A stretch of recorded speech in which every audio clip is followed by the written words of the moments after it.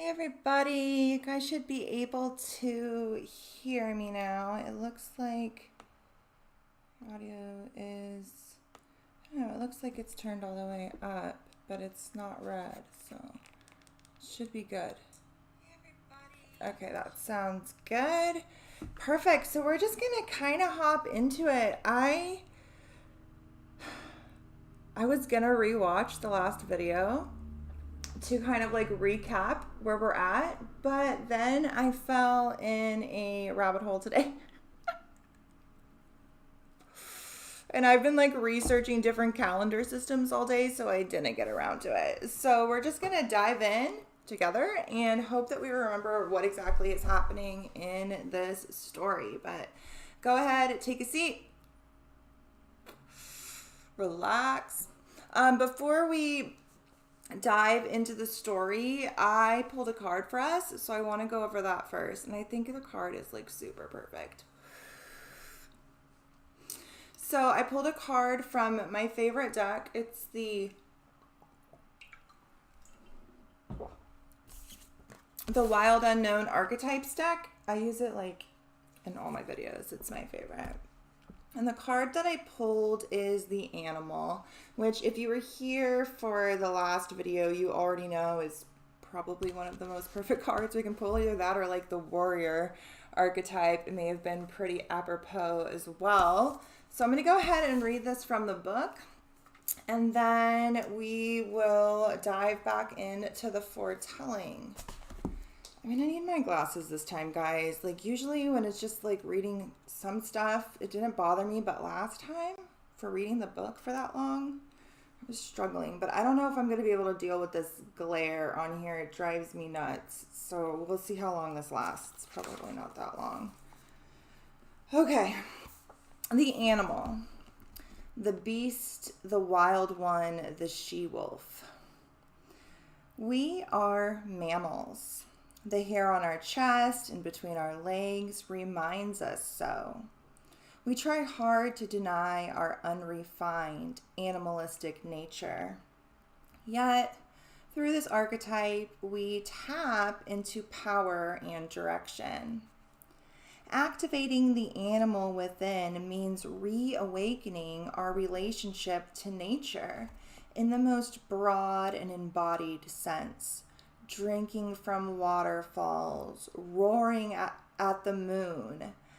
I think they should have said howling, but it says roaring. Roaring at the moon. I think you roar at the sun like a lion, and you howl at the moon like a wolf, but whatever. I guess it's just a technicality. Roaring at the moon. Opening our eyes underwater. Eating berries from the vine. The life force of our planet begs us to set down the devices, the constraints, and the social constructs, and remember the warm blood that pulses through our veins. The animal longs for breath, food, procreation, and physicality. It wants soil under our nails and starlight on our skin. If this all sounds terribly unsophisticated to you, take note that it is said that when Buddha became enlightened, he roared like a great lion. Notice our resistance to the animal within. Where does it come from? And what has it kept you from doing, wild one? This is really perfect for this upcoming Aries moon as well. It says the animal demands we get comfortable in our own skin. And this moon is conjunct Chiron. So we're working on all these like deep animalistic wounds in like the recesses of our psyche. But like our primal psyche, like that reptilian brain you guys have heard me talk about. The animal demands we get comfortable in our own skin. The minute you accept, express, and celebrate the physical body, you tap into animal energy. When this archetype is evolved, it is vital, elemental, alive, it dances. When it's in its lower archetype, though, it is savagery, pent up emotion, or lashing out. All right, so we're going to go ahead and just dive into the book. This is the card, by the way. It's super beautiful.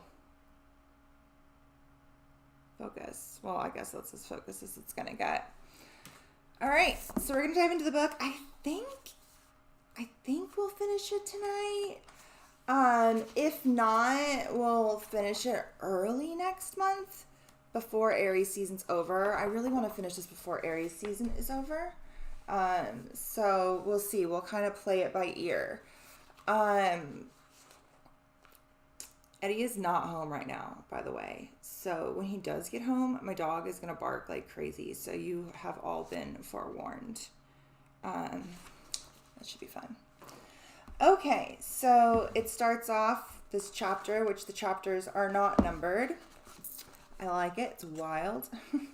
It starts off with, in the country of the queen. In the country of the queen, we did not disobey. We did not even think of it, except for me. Inside, I had a kernel of something that was made out of fire. Maybe that was where my yellow eyes came from. Eddie has yellow eyes. They're like literally yellow.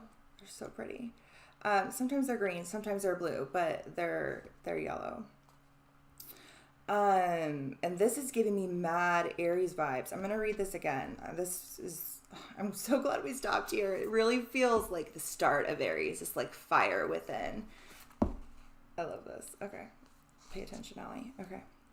In the country of the queen, we did not disobey. We did not even think of it, except for me. Inside, I had a kernel of something that was made out of fire. Maybe that was where my yellow eyes came from.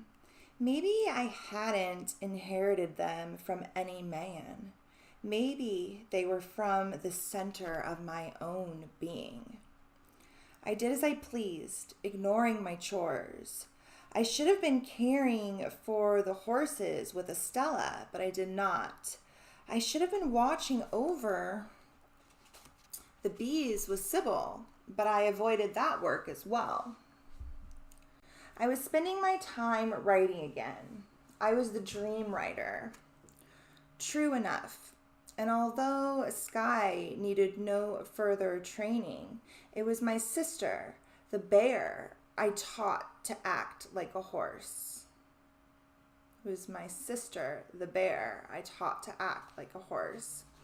If any man had seen me as we practiced, he would have thought I was a demon. That's right. She saved a bear cub and trained it. And it had all this connection to Ursa Major and Ursa Minor, which is the big bear, and the little bear, which is the Big Dipper that revolves around Polaris, the pole star. Oh yeah, this book is rad. I forgot about that. Okay, so if any man had seen me as we practiced, he would have thought I was a demon, as I might have been. I was wild. I admit that. I drank mare's milk, and so I believed myself to be part horse. I thought myself to be half bear as well now. Invincible, more ferocious than the warriors who, as girls, made the decision to swear off one breast in ensuring that when they pulled the bow back, it would rest flat against their hearts. They were coated with the paste of red flowers in a trance when the hot iron was placed against them in a half trance for days afterward. Jesus. I did not have to make that decision. I was the queen to be. And I must be good at all things, not only warfare. I knew my place was on the throne of bones we carried back and forth across the steeps. And now something had changed. I didn't trust my people the way I had before my future told me to, as the queen to be. I should have had everything. but my hands seemed empty. I'd never been close to the other girls my age. Now I moved away even from Io, which was like her little stepsister. When she tried to follow me, I told her I needed time and solitude in order to train Usa, which is the bear. Io left me in the woods with my bear, but I could tell she didn't believe me. She could sense the doubt I had about my place in our world, even if I didn't speak such things aloud. One day, my mother's sister, Sybil, came to see me. She wore golden bracelets along her arms. Bees followed her. They buzzed around her hair, which had been plaited with honey. The bear, which had grown more fierce in the woods and less accustomed to people, made a happy noise to greet Sybil, the way she did when I brought her supper. My aunt was that sweet, smelling of clover and honey. Sybil told me that people had began to talk about me. Why was I by myself so much? Why did I not give more service to the queen?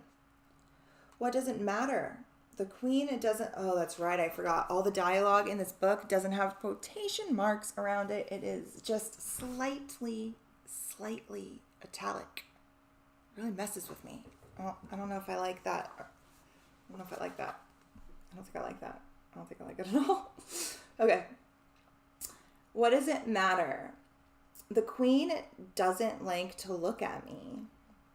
The queen is her mother. And she's not very nice to her because her mother was raped by like a whole bunch of guys. And that is the product of her daughter. And so she doesn't want to address that or work through that, I guess. What does it matter? The queen doesn't like to look at me. The queen looks into the future. At the next war, Sybil told me, a queen needs to lead. That's what is expected of her. Above all else, above her own life and whomever she loves. A queen has no time for love. Sybil was the sort of person that seemed soft. And then the next moment, she was hard and fierce. There was nothing that frightened her. She had been stung 1,000 times by her neighbors, the bees, and had never once cried out. It was her duty to have the dying brought to her after battle, those who would have been better off in the next world than in this one, and to send them on their journey. She had a gold dagger that she used at such times, and she never once flinched. Do you think that you will ever be ready to lead us? Sybil asked me. Do you think you're able?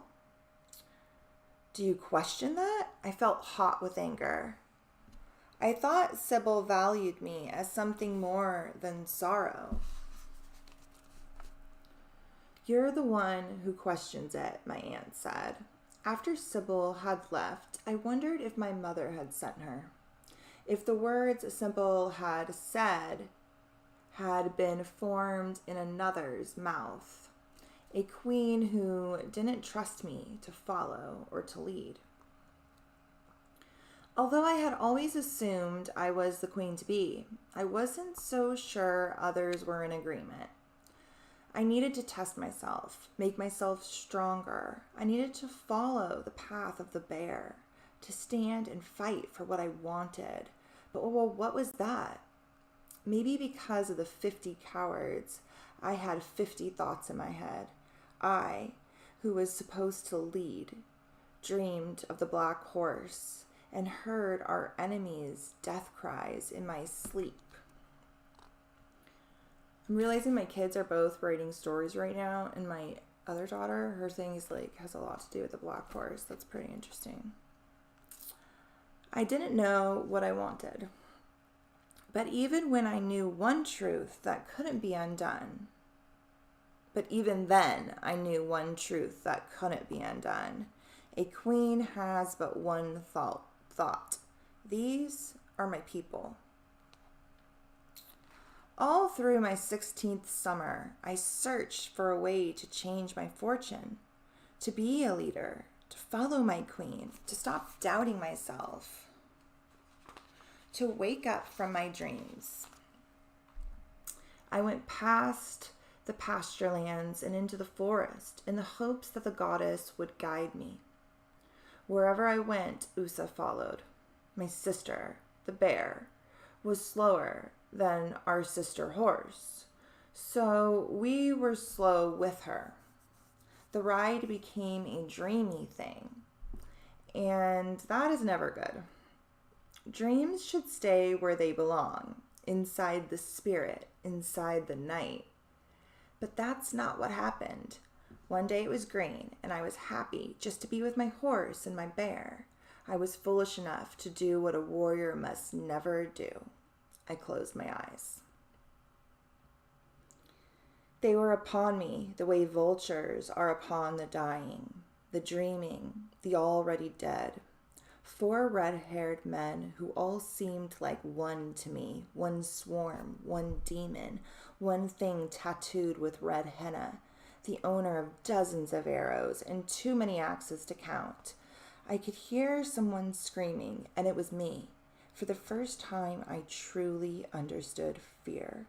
It was like bees under my skin, stinging, stinging. The enemy fell on me and dragged me from my horse, which was invisible in the winter and in the spring, but not now. Now my horse was as easy to see as the endless sky.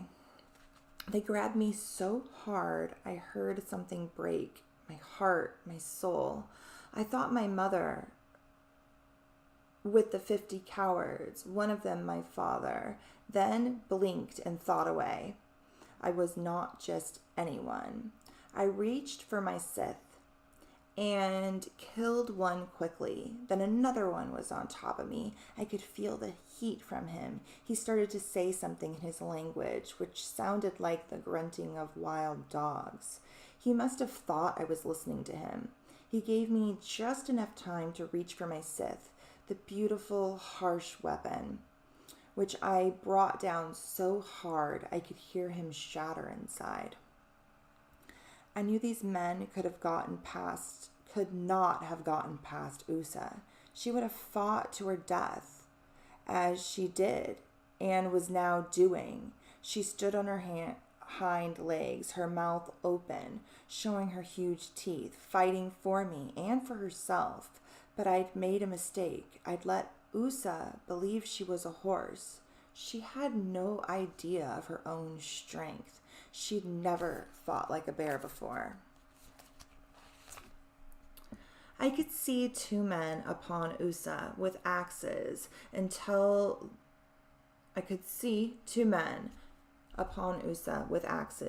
the world looked red. I went after them, screaming, the scream like bees in my mouth. One of them grabbed me by the throat. His fingers were hot, burning. From the corner of my eye, I saw someone else, a boy with dark hair like mine. He came around quickly like a dream, picked up an axe from one of the fallen, and split open the head of the man who was tearing my clothes from me. The last red-haired man, the one who'd finished off Usa.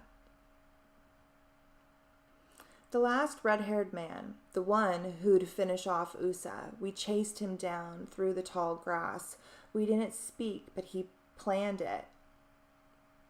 We looked at each other, nodded, understood each other completely. The boy went to the right, I went to the left, the side of the goddess. And she-bear, the bee.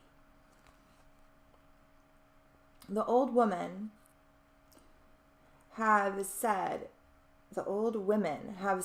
it should never give pleasure to kill an enemy. So I will not tell the truth. I will never say how the war cry sounded in my mouth, how it was a joyful thing, such sweetness, I nearly choked from the taste.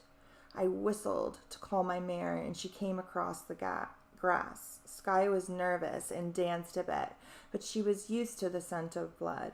She let me grab the bridle and take the blanket from her back to wrap around myself. My shirt had been torn away, and I should have been shivering. I should have felt shame. I felt neither of those things, only victory. I didn't understand all that the boys said, but enough to determine that the red-haired men were from the North Storm country. They had been murdering anyone they met on the steps or the steeps. I looked it up last time. I can't remember how you say it. I think it's steeps. That's what we're going to go with. Including some from among the boys' people. This boy was taller than me, but the same age. He followed when I walked back to where Usa was. Then I did a terrible thing. I should have cut out my sister bear's heart to eat so I could honor her. Instead, I did what a warrior should never do. I dropped to my knees and I wept. Something was over. Not just the bear's life, something in mine. The boy stood there, still, watching me. He had no weapon of his own, only an axe that had belonged to one of the red-haired men. This axe he threw away, as though it were unclean. He did not seem to mind that he was defenseless before me. I could have killed that boy, but I had no wish to do so. The boy's people were a tribe of wanderers who had lost their way long ago and who now traveled endlessly. He had been everywhere and knew bits of most languages. Now he started to sing one of his people's songs. It was a song to Usa's spirit. I understood that much. I thanked him the way I could. I gave him my scythe, the one with the bears and the bees engraved, the one the smith had made especially for me. At first he would not take it, but I insisted. I grabbed his hands, and then he stopped waving the scythe away. He was my enemy as well. I was sure of it, and yet it didn't feel that way. When I asked his name, he said Melek. He didn't have to tell me more. I knew that in his world and among his people, it meant king. By the time I rode back to our city's tents, I felt I would never cry again. The girl was gone, and I had returned in her place. Covered with blood, my throat turned blue and yellow with bruises from the grasp of the red-haired man. A scar down my back still bloody, throbbing with pain. I had killed 4 men. They were nothing, flies, buzzards, beasts. But they were the thing that made me what I was now, the daughter of a queen. The whisper of my return went before me, and by the time I reached my tent, my mother was there.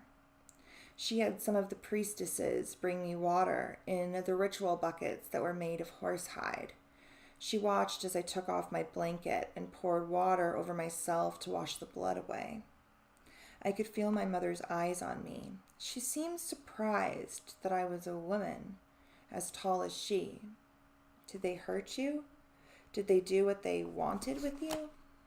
She wanted to know if the priestesses should bring me the bark of the laurel tree, the offering for those who had been raped. I shook my head. I had fought the wind and lost Usa. I said, they got nothing. Io embraced me and took me back to my tent. She brought me milk and stew. I fell asleep as though I had never been to that country before. But I didn't dream. Then I awoke. I saw the scythe that the Sith had made for me. I saw the scythe that the smith had made for Io had been placed across my blanket. To replace the one you lost, Io said to me, now I'm your sister, the bear. I could have cried if I had any tears. With you as my sister Io, I'll never need another, I told her. Afterward, people said that my horse had a fleck of blood between her eyes that wouldn't wash away. They were afraid of her.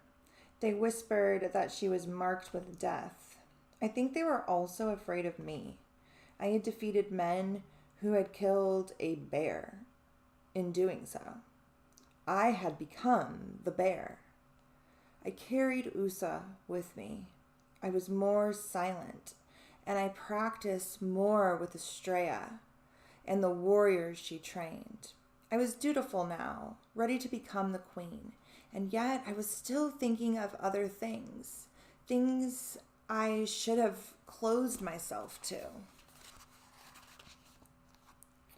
One day, when the summer was still hot but slipping away, I rode back to the place where Usa had been killed. My mare almost bolted when he reached the grasslands, but I made her go on. I rode fast and hard. I didn't think of what I was doing.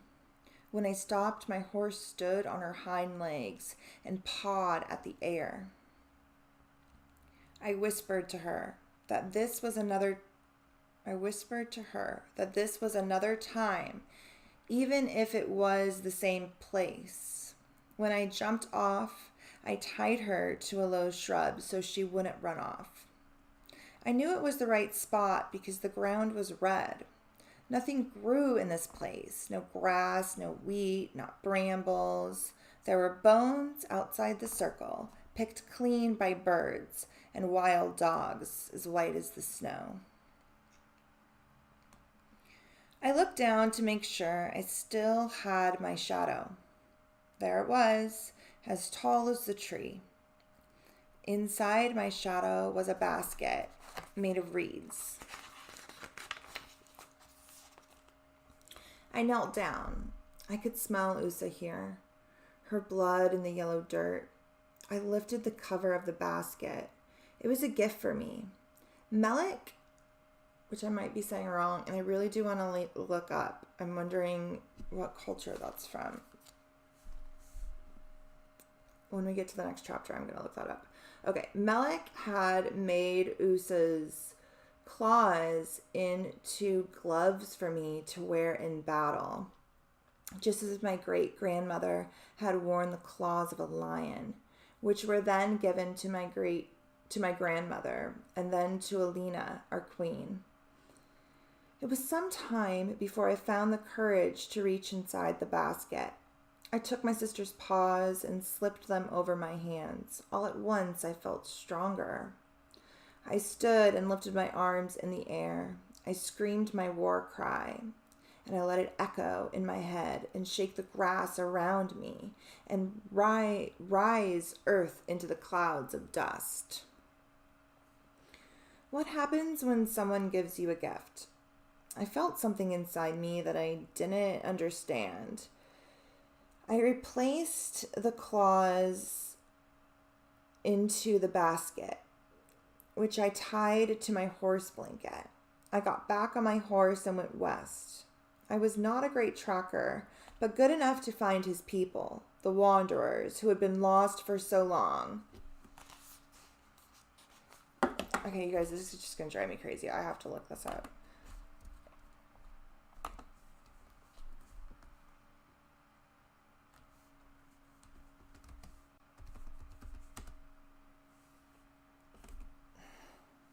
Okay, I thought so. They're Israelites, so it's Hebrew, and it means king in Hebrew. That's what I thought. Okay. Sorry, guys. That was like going to be in the back of my head this whole time until I found the answer to that question. So now we know. It's what I thought, but I wasn't sure. Okay. What happens when someone gives you a gift? I felt something inside me that I didn't understand. I placed the claws into the basket, which I tied to my horse blanket. I got back on my horse and went west. I was not a great tracker, but good enough to find his people, the wanderers who had been lost for so long. It was a small tent village, nothing like our city. But because these people were smiths, what little they had shined with light. There were doors made of wood on their tents with brass markings. Their well was made of stones that were pink, carried from some far-off lands, perhaps so they would always be reminded of home. I lay down in the grass and watched his people light their fires, cook their evening meal. Men and women lived together here, and I wish I could see the way they looked at each other, but I was too far away to see their faces. Doves were flushed out of the grass, and the beating sound of their wings made me dizzy. I heard something that made my heart race. Some man was playing an instrument I hadn't heard before. It sounded as if his spirit was the music, rising far above us. Melik may have been a magician as well. Without being told, he knew I was there. I suppose I was calling to him in some way, and he heard me. He left his people and came to where I was. He put his hands up, and I did as well. Somehow our palms came together. He saw the basket I had tied to my mare. He saw the look on my face before I even knew it was there. We lay down together in the grass. Even though he must assuredly be my enemy, we whispered about the demons we had fought together and the way the earth was still red in our meeting place. We didn't have to speak much. We taught each other some words, but they seemed foolish. Melik ran his fingers over the line of blue on my wrist. There was no need for me to cry. If this was his kingdom, it wasn't much. No horses, no beehives, no 1,000 warriors all loyal to the single queen. But as I lay there, listening to the music for so long, I had to spend the night falling asleep beside him in the tall grass.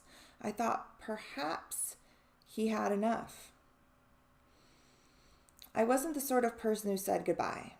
I left while it was dark, walking my horse until we were far enough away for me to slip onto her back and ride away. I left him my horse blanket made of red horsehair thread that Io had braided. Now he had two things that were precious to me, this king of nothing.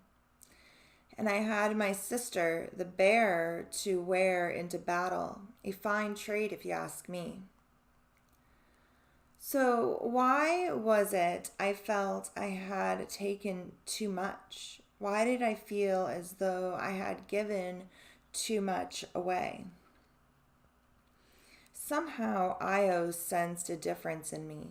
She was gentle and she didn't ask questions, but she knew me. I had changed. The wild girl I had once been had been replaced by a woman who wasn't certain of anything, least of all the future. At night, Io stayed in my tent. She knew I still couldn't sleep. She thought I had bad memories of Usa's death. She still believed I was the brave one, fearless in battle. But the truth was, I was too afraid to dream, afraid of the future that had been foretold. I went to see Deborah. She was so old, she had to be carried to the fire by two of the younger priestesses. I had come to get my second tattoo, another line of blue marking the battle I'd fought for Usa. Because I had not been alone in that battle, I felt like a liar, undeserving of the honor.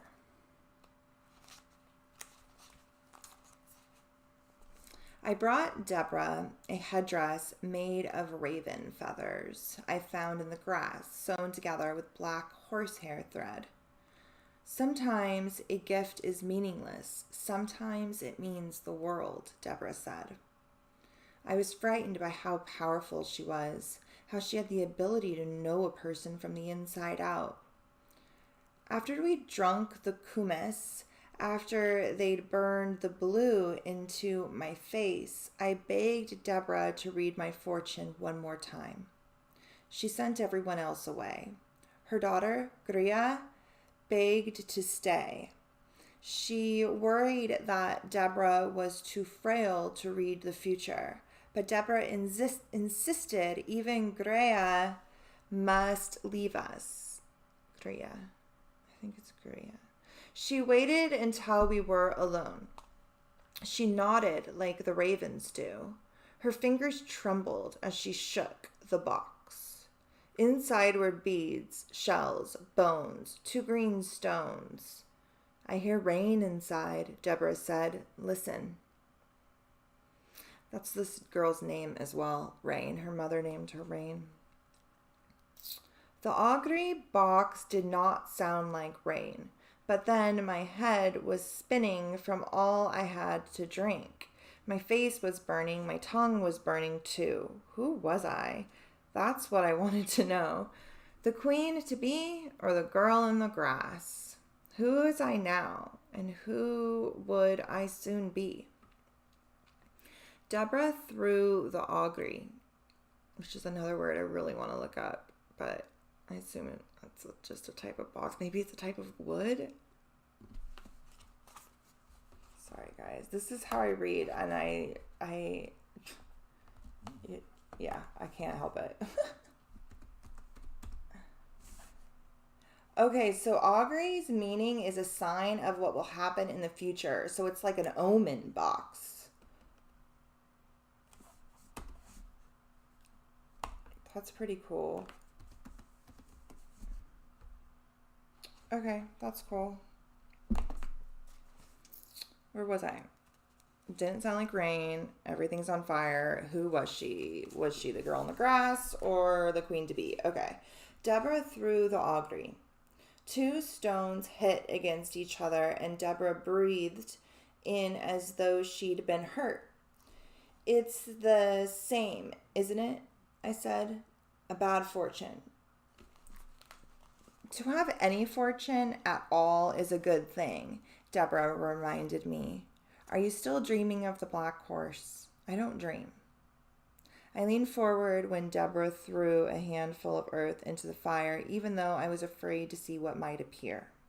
It was the end of summer and the nights were cooler. We could feel the coming winter the way we could feel the passage of our own lives, inevitable, eternal. Look, the priestess said to me. There in the fire was the black horse, and it was I, no one else, who was running beside it. It was the time of year when the great bear in the sky's tail was moving to the west. Every night, colder. Soon we'd leave the pasture lands for high ground where there would be more to eat and we could spend the winter in caves. I didn't want to leave this place. I didn't want the stars to move. The truth of it was, I didn't want anything to change. But none of that was in my hands. Only my own future fortune was there. My dog is like snoring over there really bad. It's hilarious. Okay, next chapter. I'm going to light this and attempt to smoke a joint while I do this because that bong is intense. But I will say, this new bong that Eddie got me for the last video, that like purple one with the little contraption on the front that like maybe if you guys are like professional stoners, you know about, but I never had a bong that has this thing in front of it. And it's supposed to catch all the stuff and keep your bong clean. And it does that. It literally does. And all you have to do is pop this little thing out and like empty that water. Way easier to empty. So if you are like me and you never change your bong water because it's such a freaking hassle, get one of those. I am a fan. Okay. You guys are probably like, yeah, that's called a such and such. Everybody knows about that. I didn't know about that. Never had one of those before. Okay. In the heart of the warrior queen. In the heart of the warrior queen, there can be no confusion. She must at all times know who she is and what is expected of her. She is fearless, the brave, the murderous if need be. When my mother's scouts told her that men from the east were moving towards our city, my mother prepared herself for battle. Sometimes the battle comes to you, but there are other times when you must go to the battle before it can arrive at your door and destroy you where you live. This time, I would not ride with the prophecy woman. Okay. This time I would not ride with the prophecy women, but with the warriors. It was what I had always wanted. And yet, I felt myself shiver as though it was already winter. I felt something in my heart, a heaviness, a stone. We rode for a single day. That's how close these people had come to us. We arrived before the sun came up. So many of us that the dust that rose behind our horses could be seen all the way from our city. Or so the old women who'd be left behind later said. Perhaps the men from the east had heard of us and wanted wives. Perhaps they'd only blundered into our land. It didn't matter what they intended or what they wanted. Our people wanted things too.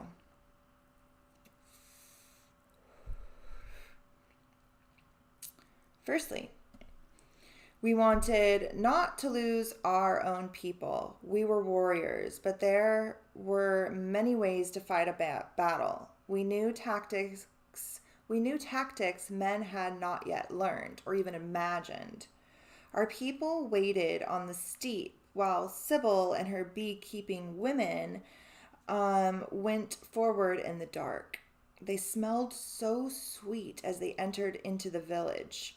No one from the eastern people awoke from their dreams. The enemy slept heavily,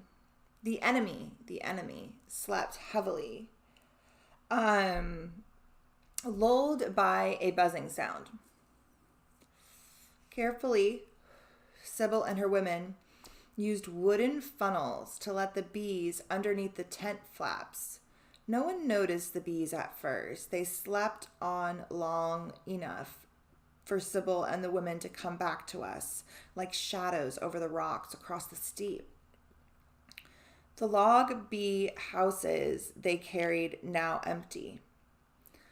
All at once, our enemy ran from their tents, shouting, confused, stung by our good neighbors. They had panicked. The warriors, as warriors never should. The instant they did, they went forward. I could hear my mother's war cry, and I rode along with the women my age. Io sith at my knee.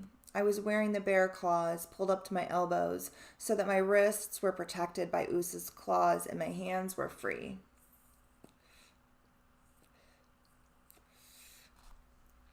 Even my own people looked at me differently in this battle, as though I were a sister to the bear. I aimed my arrows and felled... I guess that's what that says. I aimed my arrows and felled 2 of the enemies. I saw the way they went down into the dust out of the corner of my eye, and I kept on seeing it. An arm lifted into the air, a thud on the earth, a cry that rose then disappeared like snow in a fire.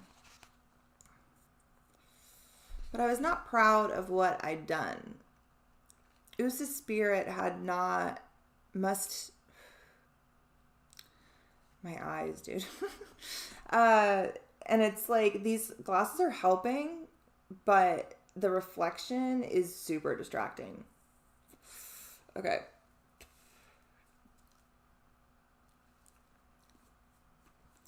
But I was not proud of what I had done. Usa's spirit must have entered me, and only I knew she was not a warrior. not truly a bear at all, but a horse. I hated what I saw before me, and I felt sickened. I could not abide the hot scent of blood. In the midst of battle, I felt as though I were seeing what was happening rather than being part of it, seeing for the first time what had been around me all my life. Pain and grief and sorrow and loss, brutality. What had happened to me? Was I under a spell, weakened by the amulet of Usa's claws that should have made me stronger? Don't go out. Okay. Should have made her stronger. What in my eye?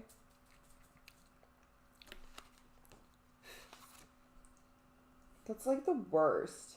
Like, I don't think there's anything worse when smoking except for maybe spilling bong water on yourself because it smells so god awful. But like getting smoke in your eye is like right up there, dude.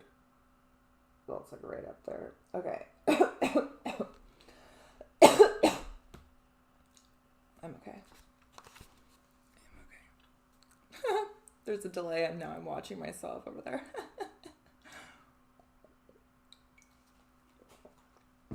Okay, like super serious moment. Snap out of it. Okay. People were thudding on the earth. She was not proud of what she had done. There was a hot scent of blood. And they're in the midst of battle. Okay. I felt as though I were seeing what was happening rather than being a part of it. Seeing for the first time what had been around me all my life. Pain and grief and sorrow and loss, brutality. What had happened to me? Was I under a spell? Weakened by the amulet of Usa's claws that should have made me stronger? One of our enemies tried to pull me from my mare and I pushed him off, nothing more. I could have used Io's Sith. I could have spilled his blood, chopped him in two, but instead I watched him run and I felt something I shouldn't have. Pity, mercy, those burning things. I'd just like to remind you that this is a young adult novel that is written for 12 and up. And this book is intense, dude.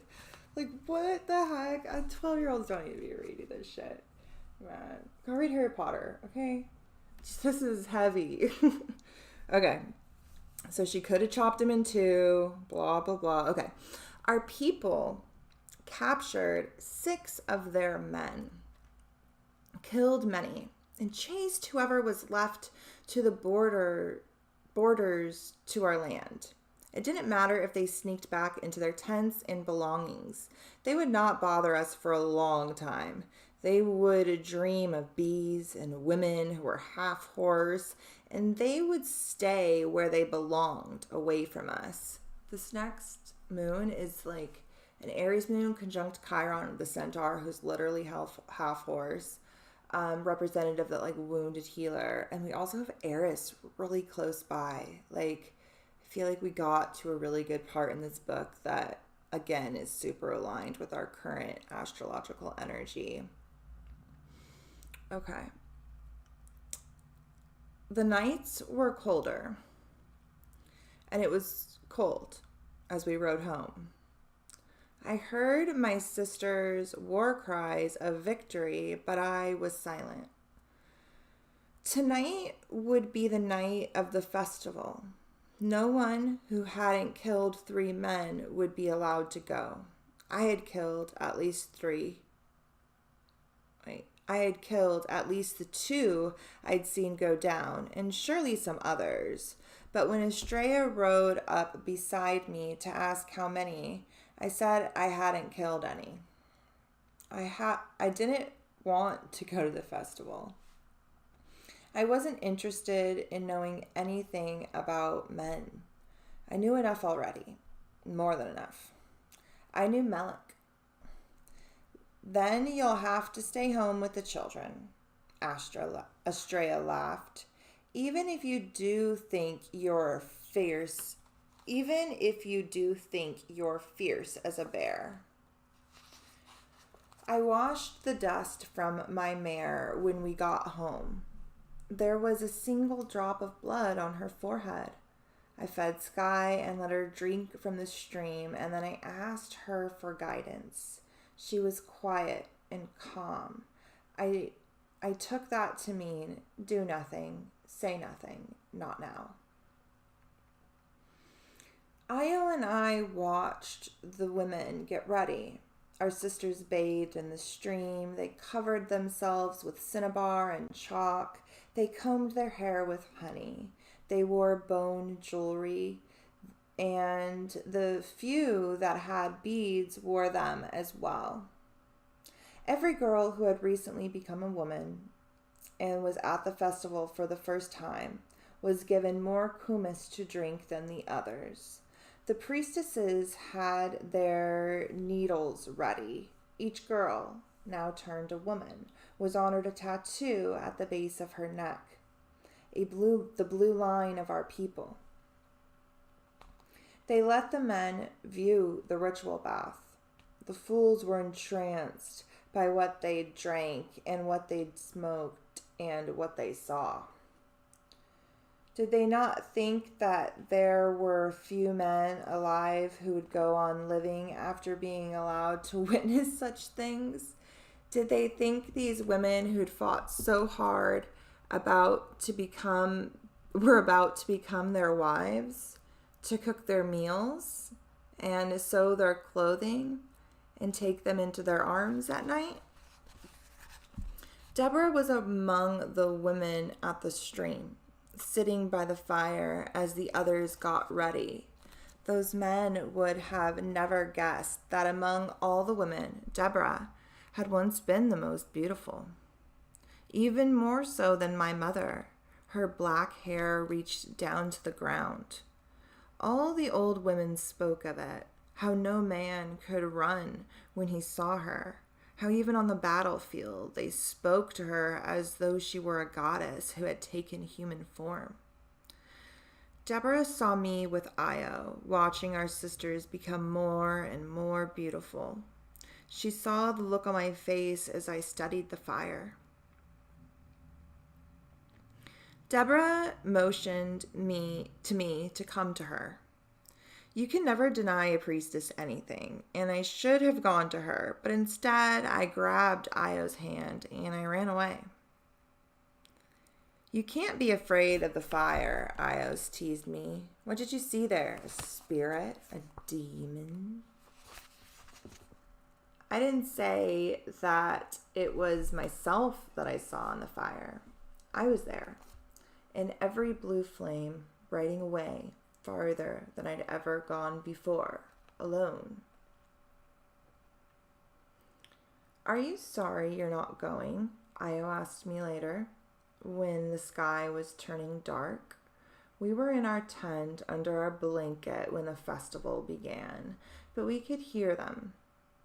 There was drumming and what sounded like war cries. It was the mystery of the goddess that was being revealed. But I didn't want to see it. The men had already been taken to the priestesses and given a mixture of kumis and hemp. By now, they probably thought they were dreaming. They would not protest as they were dressed up like stags by the old woman.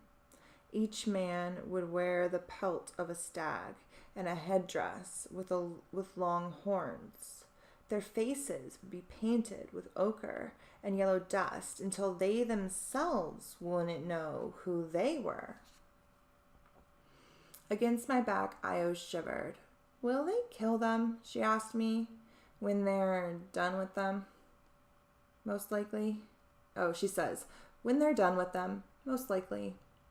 Some men were set free. Some were kept, like the smith we had among us.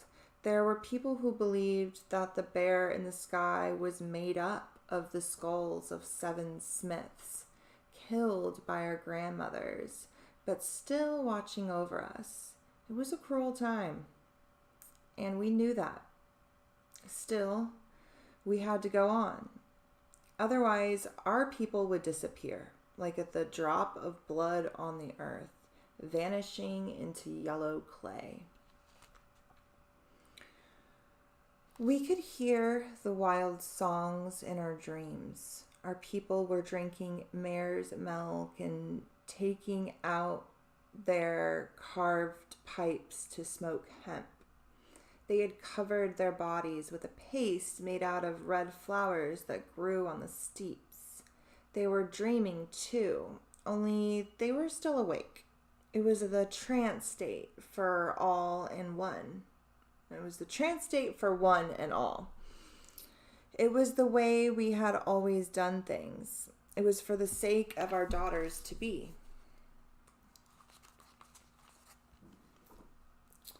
This was the way our people were made. Daughters formed from battle and joy, not from sorrow, the way I had been. As for the men, they thought they were in heaven, a deep heaven of dreams they had never imagined. Our people were upon them, not with weapons this time, but with their own bodies, covered with ochre and honey. I wonder what they do with the little boy babies that are born. I wonder if they're going to get to that part of the story. Okay, my dreams were different. In my tent, I was dreaming of the black horse. I was running beside it through the snow. I could feel my own breath, the billow of heat in the frozen air. I could hear the horse, his hooves, his breath. I reached him and grabbed his mane, then lifted myself up. There was a pounding in my head, the echo of horse's hooves. "Wait for me, brother," I said to the horse. But he was too fast, and he threw me, and in my dream I was falling. I awoke falling, startled, and in her sleep Io held on to me, but it wasn't enough. My dream felt more real than my own tent. Hi. Hi, Leslie. Yeah, you came in at an interesting moment. Well, not sure what time you came here for, but things are pretty intense. We're having some crazy, really high stoned sex rituals happening here. I think we're about to get to some murder, so that should be fun. So she's having a trippy ass dream too. Okay, so the dream felt more real than her own tent. I went outside into the cold morning. I could indeed see my breath in the air. It was so quiet. There weren't even any birds. I could smell last night's fires burning out and the odor of hemp.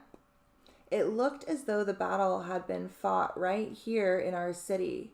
There were women sleeping outside, unprotected from the cold, still in the grip of their trance. I saw two men far on the steep, wearing nothing, running like deer. The others I didn't want to see. I thought I saw my mother among the women who had been at the festival, but that was impossible. She already had her daughter, her queen-to-be. But if I was to be the queen, why was it that I wanted to be gone from this place?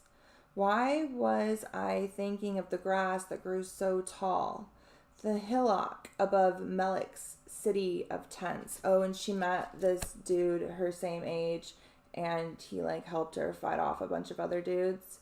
And the bear died, but they had a moment. He's a Hebrew guy. He's part of an Israelite, a nomadic Israelite tribe. And his name is Melek. Just filling you in, Leslie. Okay. I took my horse and I rode north. I rode for the sake of riding. to be my mare's sister, but there was something more in what I did. I knew that when I passed the place where Usa had been killed, where her blood had seeped out, the ground was darker now.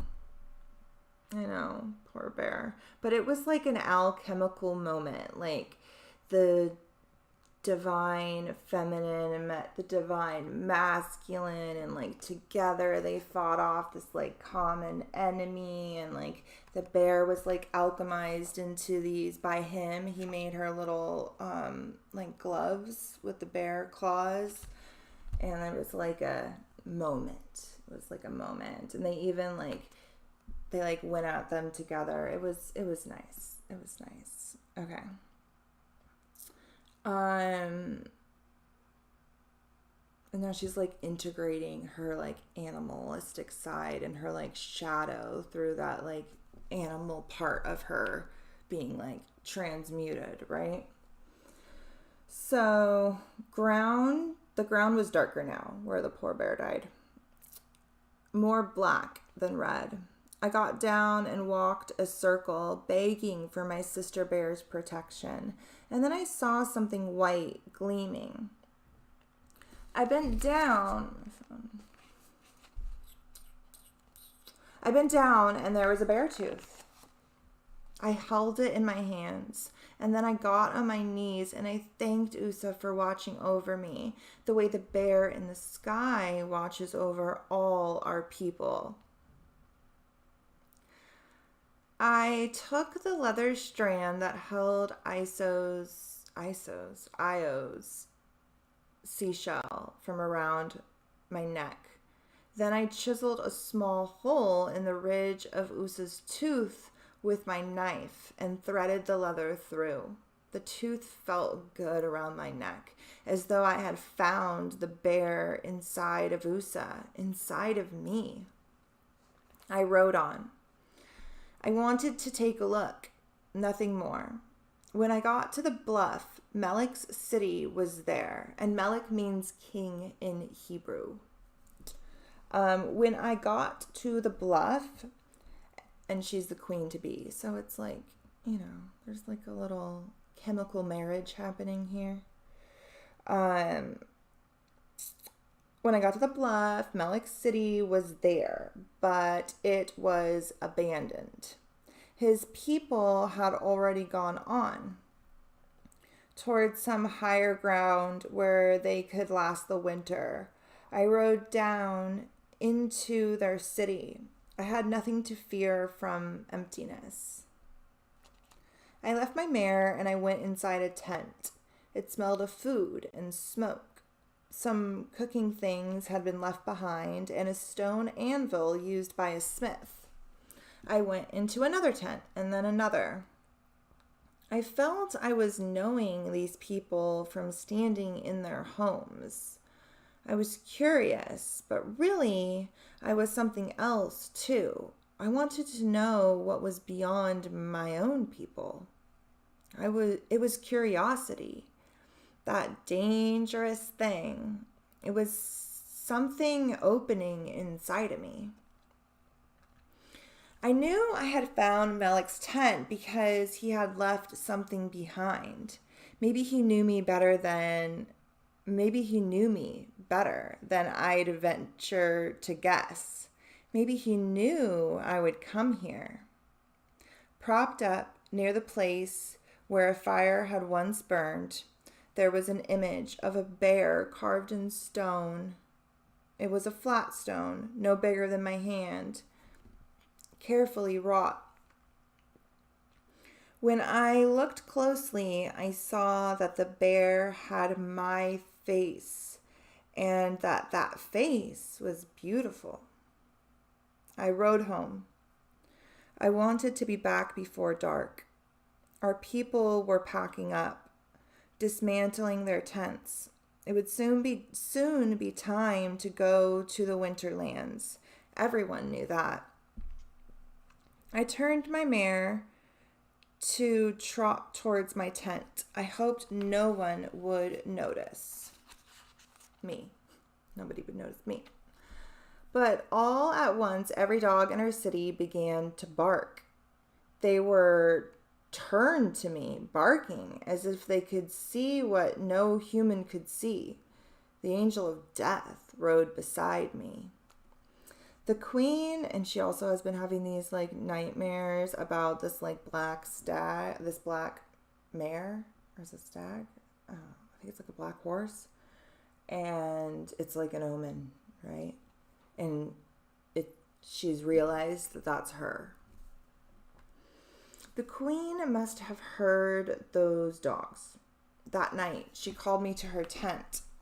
I was shaking at the thought of appearing before my mother. Alina and Penneth sat close together as I came inside, my head lowered out of respect. Penneth asked me to eat with them some of the mare's meat from the night festival. I said I had already eaten with Io, which was not true. I was too nervous to eat in front of the queen. I saw down across from them, my head still bowed. The queen wore a coat made of horsehide, fastened with brass buckles. She looked beautiful. I could hardly believe she was indeed my mother. We're hoping you will soon have a sister, the queen said. I looked up and saw there were lines of ochre painted on her face. I have a sister, I said. Io. Penneth reached across and touched my hand, grateful. A blood sister, my queen said. Now I understood that my mother had indeed been at the festival. The only reason for her to be with a man was to bring forth a second daughter, a queen. I did not please her or satisfy her. She wanted a different daughter, a different queen. Now that it was out in the open, the sorrow floated between us. I was rain to her and nothing more, someone she wanted to forget. I lifted my head so I could look at my mother, and as I expected, she looked away. So I bowed my head again. By this time, you should have killed enough men to become a woman, my mother told me. We will see how brave your sister is. Damn, bitch. Brutal. My sister Io is quite brave, I said in a quiet voice, for there was no argument. Thank you, Penneth said to me, acknowledging only what was true. We will see who this blood sister of yours is when she arrives, my mother said. I bet you it's going to be a boy. I looked at the queen, and this time she didn't look away. I know, right? She didn't look away. This book is brutal. Remember, this book is for 12-year-olds and up. It's a young adult novel. Jeez. Okay. I looked at the queen, and this time she didn't look away. I should have been angry, furious, hurt. I should have said, why is it you can only see sorrow when you see me, when I am so much more? Why do you only see rain? Instead, I said what any of our people would have said to our queen. Whatever you wish, I am your servant in this and all things. Soon enough, our people knew that my mother would now have another daughter, and that when she arrived, I would no longer be the queen to be. Now, when I walked through our city, no one bothered to stop speaking in my honor.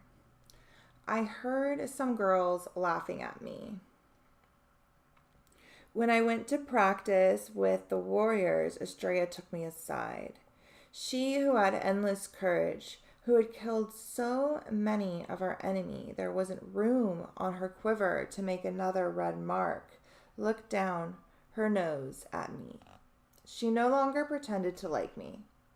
If you had wanted to be an archer, you should have made that decision when the time came, Estrella said. It's far too late for you to be a true warrior. I had become nothing, not even something to be. I was no longer allowed to go to battle with the elite, but instead I was left to trail behind with the girls who were too young or too weak, once again helping the priestesses who cared for the dead. Deborah called me to her. I had no choice but to go. We were nearly ready for the move to higher ground. The horses knew this and were restless. I went to the place where the priestesses lived. There were ravens pecking at the ground, looking for answers to their questions. I have something for you, Deborah said. Why? I'm worthless. Maybe that's what you want to believe. I raised my eyes, angry. Why would I want to believe such a thing? You know what my queen's decision is? I'm like drops of water in her eyes.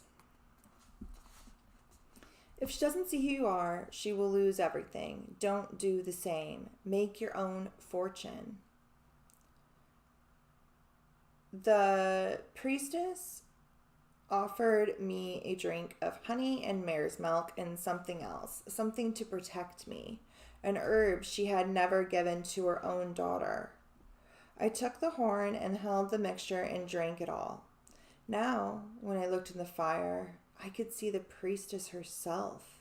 I thought she was beside me, but no. When I looked into the fire, she was there. She held up her hands, and the black horse that was galloping towards her stopped. It's right in front of you, I said. We both knew I was seeing Deborah's death. She was so old and weak that when the raven came to perch on her knee, the priestess no longer had the strength to wave it away. I pulled one of its feathers, and it flew off, cawing. When Deborah turned to me, I saw that there was a cloud of white over her eyes. She could see what was inside of a person, but she could no longer see the outside. I could see the breath of the black horse when she breathed out.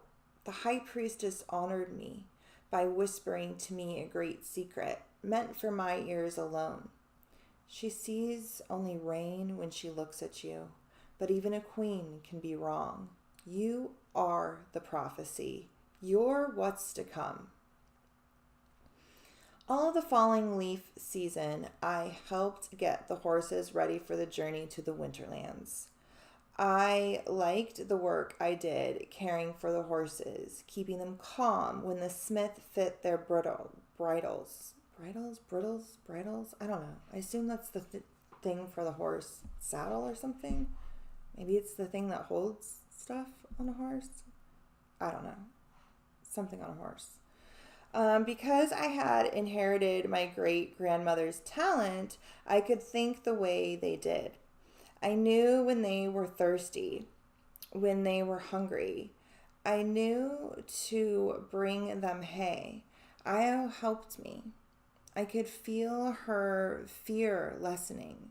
One day I saw her atop the roan horse that had been given to her as a gift by our queen, chosen by Peneth because of its color, a red sister for red-haired Io. The horse looked startled at first, but Io wrapped her hands in its mane and whispered something to it. The mare began to trot. Then all at once, the roan mare began to run. I leapt onto the horse I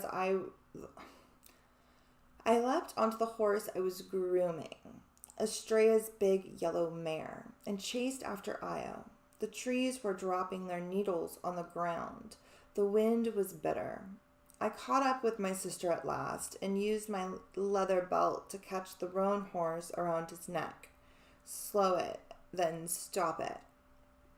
Now I saw that Io was laughing. Her face was flushed. This is what I've been missing. Why didn't you tell me it felt like flying in the wind? We rode back together, and I felt lucky to have a sister. Maybe I would feel lucky yet again when my new sister was born. I was free now, really. Even if I was no longer the queen to be, I still felt the burden of something else, the prophecy. Io and I found the bridle. You guys, what is this? Something on a horse, like in the stirrups part or something. You guys, I know that somebody's going to be like, it's this. And they're going to comment in the thing.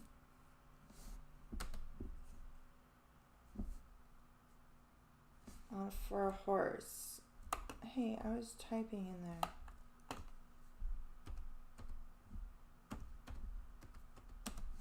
For the horse. Something with the reins. Oh, I think it's the thing that goes around the face right here. The straps that go around the face and the ears, and that you hold the little string, the reins to. That is... Okay, but how do you pronounce it? Is it bridle? Bridle? I think it's bridle.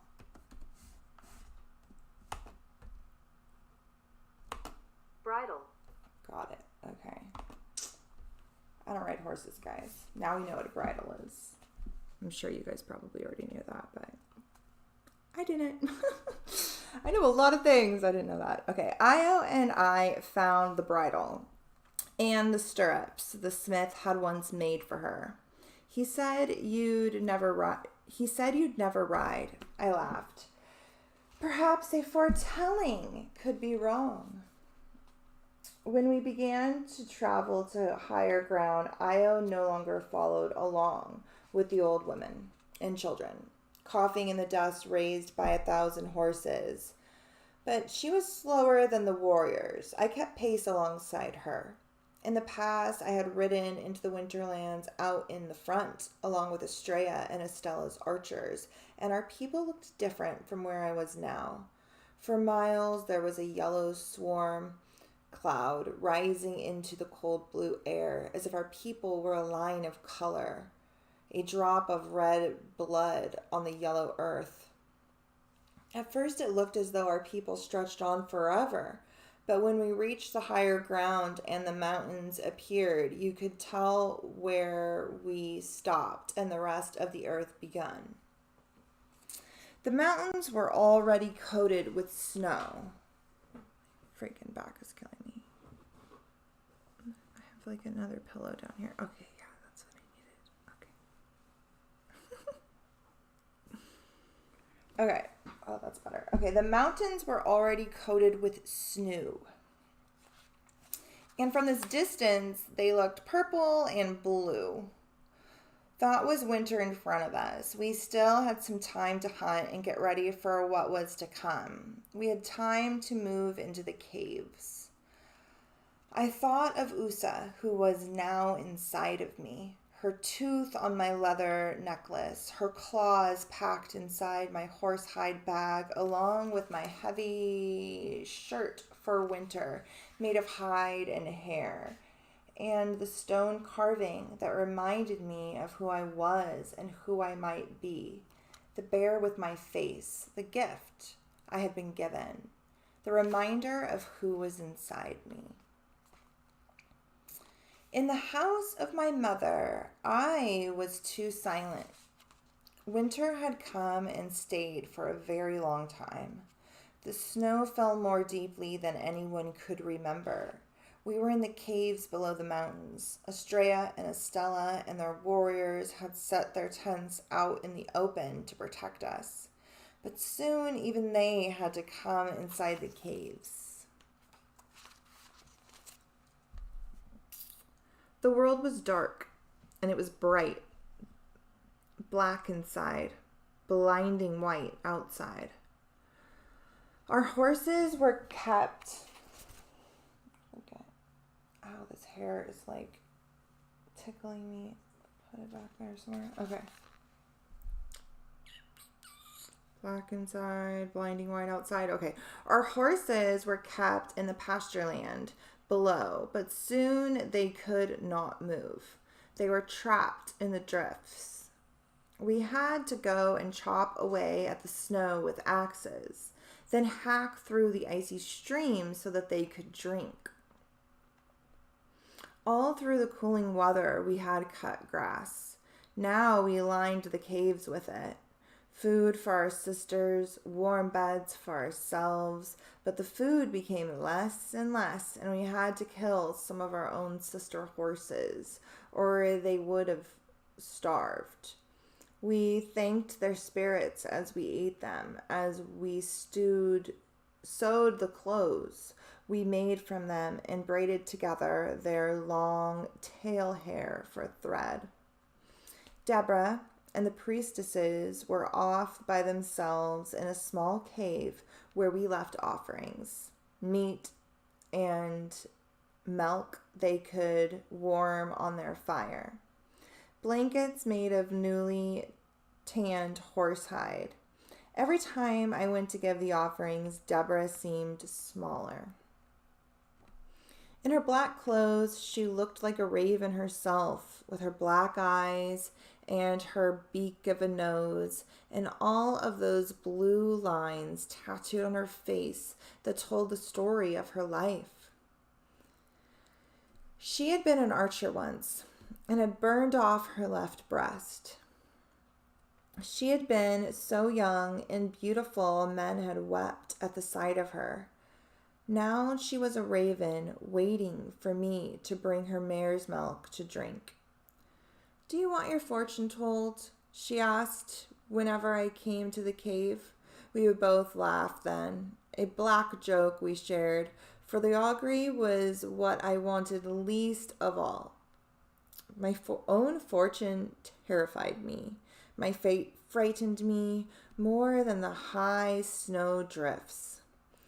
"Don't be afraid of the foretelling," she whispered. "It's the way the world should be." We had brought the bees with us, and the caves buzzed from the logs in which they lived. At night, they beat their wings to keep the honey at the right temperature. It froze anyway, and many of the bees froze as well. Those that remained went to sleep as the bears do, as we try to do, outdistancing the winter with dreams. Io and I still took care of the horses.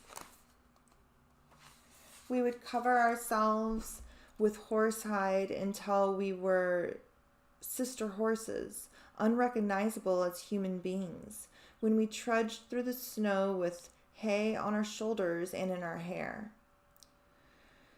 Now I realize that we were happy, though we were freezing, though our stomachs growled. We would hold hands and spin around in the snow until we fell down. The horses would run into us as though we were the guardians of their spirits. People laughed at me when we came back, sweating and exhausted. My work was not a proper job for a queen to be, but that was someone else anyway. That was my sister, who had not arrived yet. My mother was big with her baby, as were the other women who had been with men at the festival. But my mother was more uncomfortable than the other women, vomiting much of what she ate. At night she moaned and could not sleep. Maybe the new queen didn't want to be born and was kicking to be free. My mother had picked the best warrior from among the men, the most handsome, the strongest. No one else could have him. And afterward had set him free to run home like a deer. All she wanted was his seed, not his life. Just to start her daughter inside her. My sister, the queen. But he must have planted something else as well, because when the snow was at its highest, our queen became feverish, burning hot to the touch. Sybil made her sister mixtures of honey and milk, but the queen could not even keep that down. My mother's stomach was huge, but she could not eat. She was starving like some of our mares, even though she was brought food, enough for 3 people. I knew how bad this illness was when I saw the look on Peneth's face. She sat at the mouth of the cave looking out at the falling snow, her complexion as white as the world outside. We knew she was weeping without seeing her face, even though she didn't make a sound. The daughters from the festival were not supposed to be born until it was nearly spring. And yet, my mother seemed already racked with the pain of a woman whose child is fighting to be born. One morning, Peneth came to me and woke me. Io and I were sleeping side by side to keep each other warm, beneath the same blanket. When I looked up, I thought for a minute it was Io who was staring at me, panicked. The white face, the red hair. Then I saw the familiar red henna tattoos on Peneth's face and the tears. I need you to go to the priestesses, she told me. Find out what I have to do to make your mother well. Peneth had never asked anything of me, or of anyone. There was a storm outside, but I got dressed quickly and pulled on my horsehide boots in the thickest shirt I had to walk slowly, breaking up the snow before me with my axe. Snow got inside me when I breathed, and it treaded through my dark hair, turning it white, as though I'd been made old. But I kept on. Stones had been placed at the mouth of the priestess's cave to keep animals out, and I climbed over them. I had worn my bear claws to keep me warm, and when the priestesses saw me, they backed away, thinking I was a beast. It's only me, I said. But they didn't want to hear.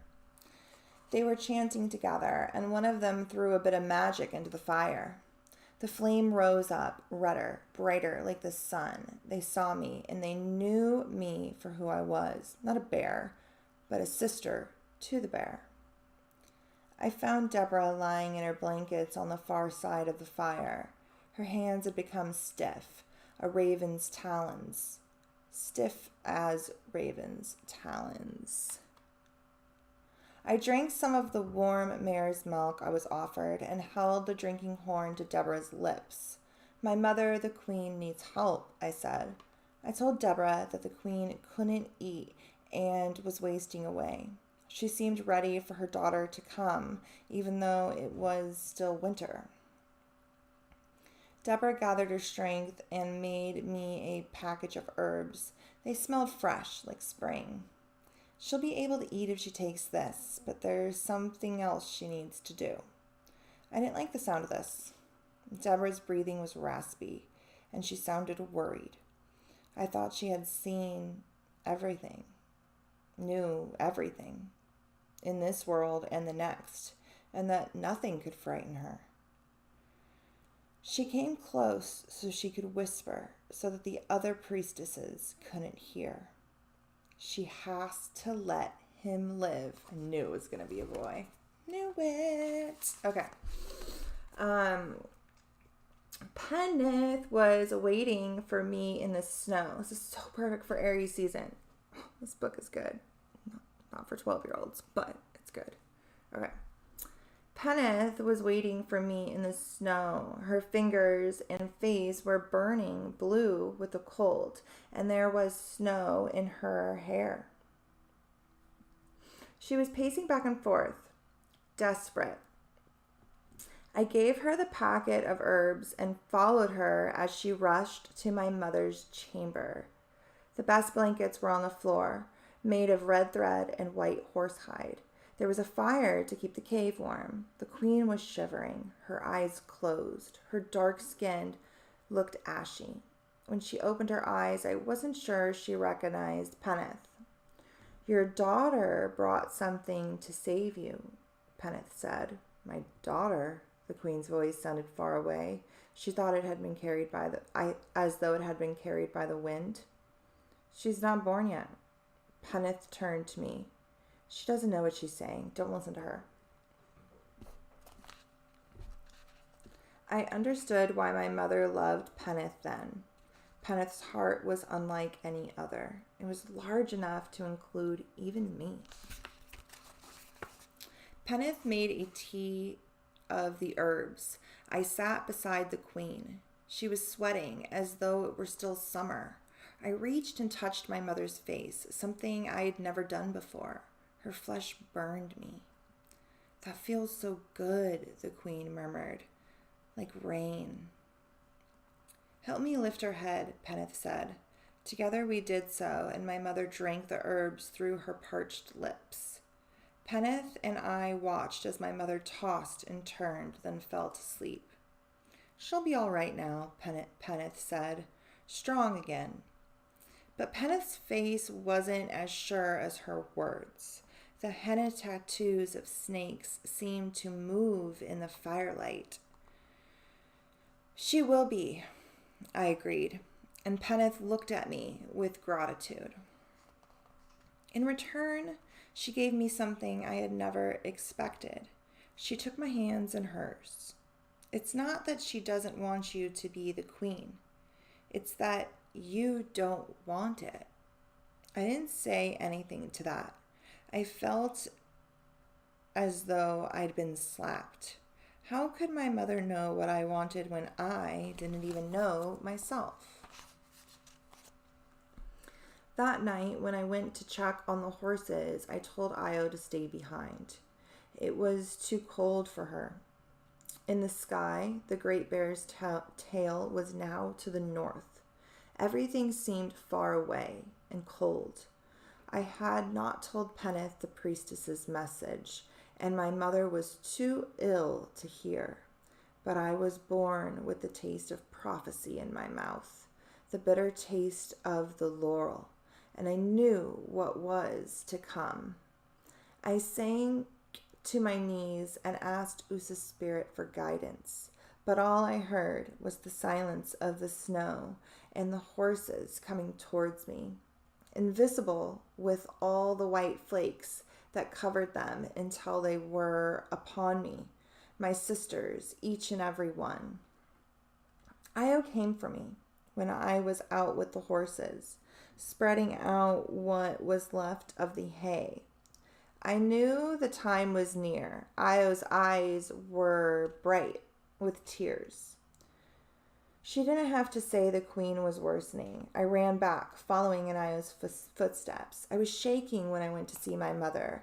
For a little while, the tea the priestess had sent had helped her. She had drank some mare's milk, and the sweat had disappeared from her face. But that relief hadn't lasted. Now she was worse, stone cold, wrapped in blankets. She could barely sit up. Leaning against the wall was her painted wooden quiver, marked from battle, marked by her strength. But she was weaker than ever. She was fading in front of us. I knelt beside her, and it took a while for the queen's eyes to find me. She recognized me right away. "Did the priestess have a message for me?" the queen asked. I had never seen her this way. It was fear I saw inside of her. I thought about the girl she had been when the 50 had attacked her. I thought she must have looked like this, different than the woman she'd become. For an instant, I felt I knew her. I wanted to protect her, just this once. The priestess said nothing. I told her, only that you should rest and be well. You're not going to tell her? Okay. The queen studied me to see whether or not she should believe me. Don't believe her, yo. She's lying to you. Okay. I gave you the wrong name, she said. I felt something hot in my eyes, and I knew could not be tears. Could she see that I was something more than sorrow? Could she see that as well? I should have waited to name you until I knew you. I should have known you. I should have known you before now. I thanked the queen and I kissed her hand. I'm Rain, and I'm grateful for that name. Her hand was cold, even for this cold time. What can I do for you? I whispered. But she had already closed her eyes, and Peneth told me she needed her strength for other things. What those things were, neither of us wanted to know or say or even think about. But here is what I saw before I walked away. I saw my mother's shadow, resting there beside her. It had returned to her after all this time. Stopped hiding. It was late at night when it happened. Dream time. A bad hour for things of this world. When it came, it was horrible. Worse than men dying. Worse than women fighting. Blood against blood. Bone against bone. They gathered the other women who would soon have daughters and took them deep into the caves so they would not fret or panic and lose their own daughters due to fear. But the screaming followed then, with a jagged edge like the wind. It was impossible to escape such things.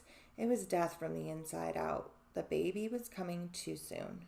It had happened before to other women, but not to our own queen, my mother. All the women who knew how to bring daughters into this world had been summoned. They made my mother walk, even though she was so weak, to try to stop the baby from coming. We need the priestess, Peneth told me. She looked as ill as the queen, pale, shaking. But she thought of my mother first, as she always had. She sent me to get Deborah. I didn't bother with my heaviest shirts. I just put on my boots and I ran. There was a crust of ice over the snow, and I ran fast, flying. But Deborah could not come with me. She was too old to get there in time. She could barely move out of her blankets. I knew from her expression that she had no hope.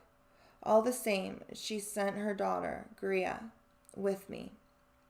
Gria was wise in the ways of babies, and she was quick.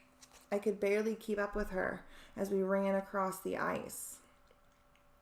We could hear the queen wailing before we got there. Her voice was shaking the branches in the trees, and then it stopped. We ran faster. Most of the women who knew how to bring forth daughters were on their knees, praying to the goddess for guidance. Grea sat down and had Peneth lift my mother's blankets and her clothes so she could reach inside the queen. This was a birth that had gone wrong. There was too much blood, not enough time, nothing anyone could do. My mother screamed like a warrior and then like a woman in pain. I could not watch that. I turned away. I covered my ears with my hands. Graham murmured that one life was being lit while another was burning out at the very same time. Then kill it, I heard Peneth say. Maybe that will save her. Do anything. But it was too late. The baby was already being born. The queen was already dying. Gria helped to bring the baby out into the light. The child who was meant to be queen. She quickly untangled it and cleared out its mouth with one finger. All I could hear was Peneth, raging, weeping. She threw herself across Alina? How have we been saying this queen's name? Alina? I don't know. I think it's Alina. Until there was much blood on her as there was on my mother. It was silent again, everywhere, except for Peneth sobbing. I turned and saw the spirit leave my mother, a cloud of air rising from her pale lips. I saw the look of Gria's face, and I knew my brother had arrived into this world. Kill it, Peneth said. Estrella and Estella and my mother's sister, Sybil, came to kneel in horror at the queen. They all echoed Peneth's words, but I remembered what Deborah had said. Gria picked up the baby that had made us lose our queen and tucked it inside of her shirt. I led her back to the mouth of the cave. Then I stopped her. Don't kill him, I said. You heard what they told me to do. And it's not for you to tell a priestess what should be done. Lead me back, bring him to Deborah, and do what I say, or I'll find you and I'll send you to the next world. Do it. Greya looked at me in a different way. She nodded, though I knew she didn't want to. Peneth and I prepared the queen for the next world. Peneth and Io prepared the queen for the next world. They washed her hair with melted stream water. Melted stream water? Oh, because it's wintertime. Okay. They washed her hair with melted stream water, then plaited it with honey. They bathed her body and covered it with a fine film of honey to protect her skin. 2 golden bracelets were placed upon her arms. A dozen of the best warriors sat together and stitched a death blanket for the queen, the finest there was, with horsehair thread from her own beloved horse. Then Sybil and the bee women wrapped the queen in 6 blankets, bound with leather and brass bells. All through the caves, women who had no fear of any man sat weeping. Estrella and Estella rode my mother's great war horse, Pearl, into the catacombs where our queens were buried. The largest kurgan, the burial mounds made in the time of our great grandmothers. The kurgan rose like a mountain at the edge of the pasture, covered with blue ice and snow. The archers rode into the kurgan at the secret opening, and then they killed the queen's horse, weeping as they did. This was our holy ground, a catacomb so wide across it was like a bowl made for the goddess.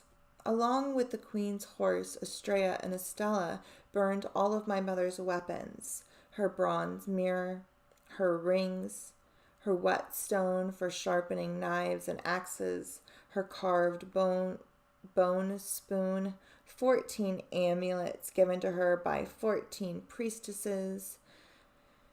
The priestesses all came.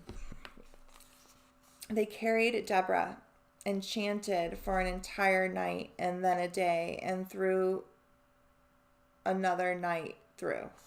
They ate the ritual horse meat that had been coated with herbs. They covered their bodies with the paste from the red flowers that sat in trance.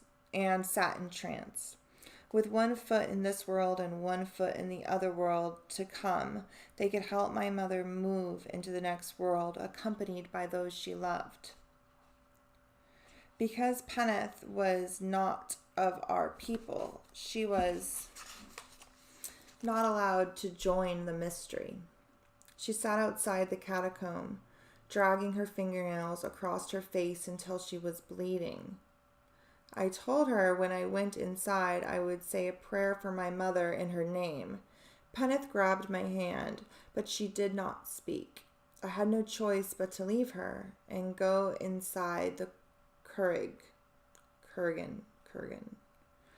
In honor of my mother, I wore my finest shirt. I painted my face with the yellow earth. Then I sat before the priestesses. I had 4 blue lines tattooed on my face without first drinking kumis. I didn't cry out, not once. I brought my treasured bear claws to place beside my mother so that Usa could find Anila in the next world and protect her.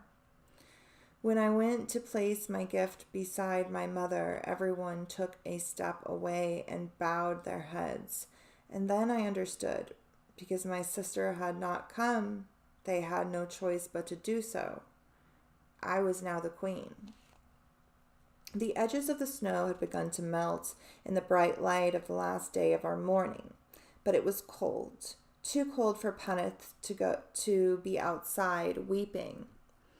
Io took her mother back into the cave. I had other things to do. I went with the priestesses, helping to carry Deborah. When the high priestess was beneath her blanket and the others could hear, I asked for him, my brother. Deborah clucked her tongue and drew her dark cloak around her shoulders. He's weak. Weak babies don't last. He's been alone for 3 days.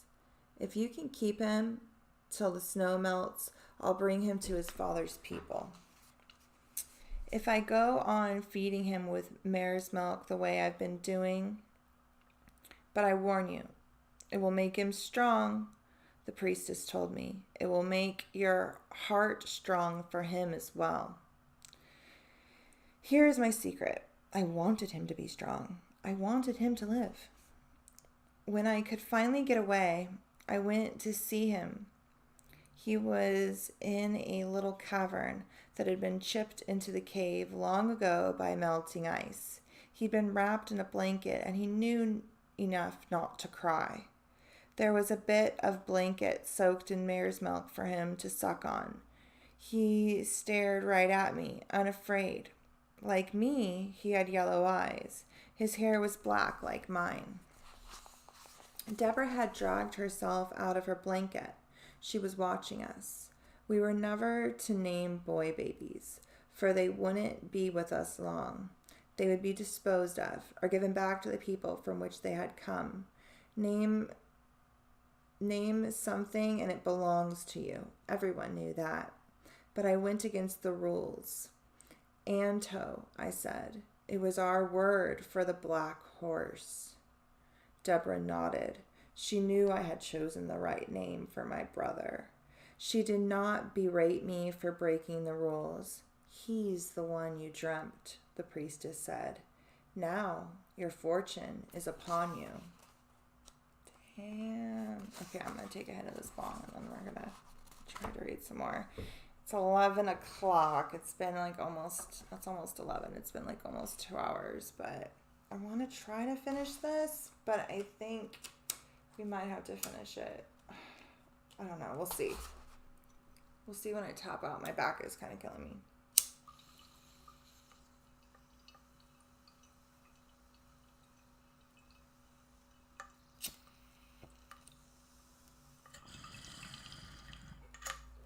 I heard Eddie come home, but you didn't. You didn't even hear him. You're over there snoring. Okay. In the age of womanhood,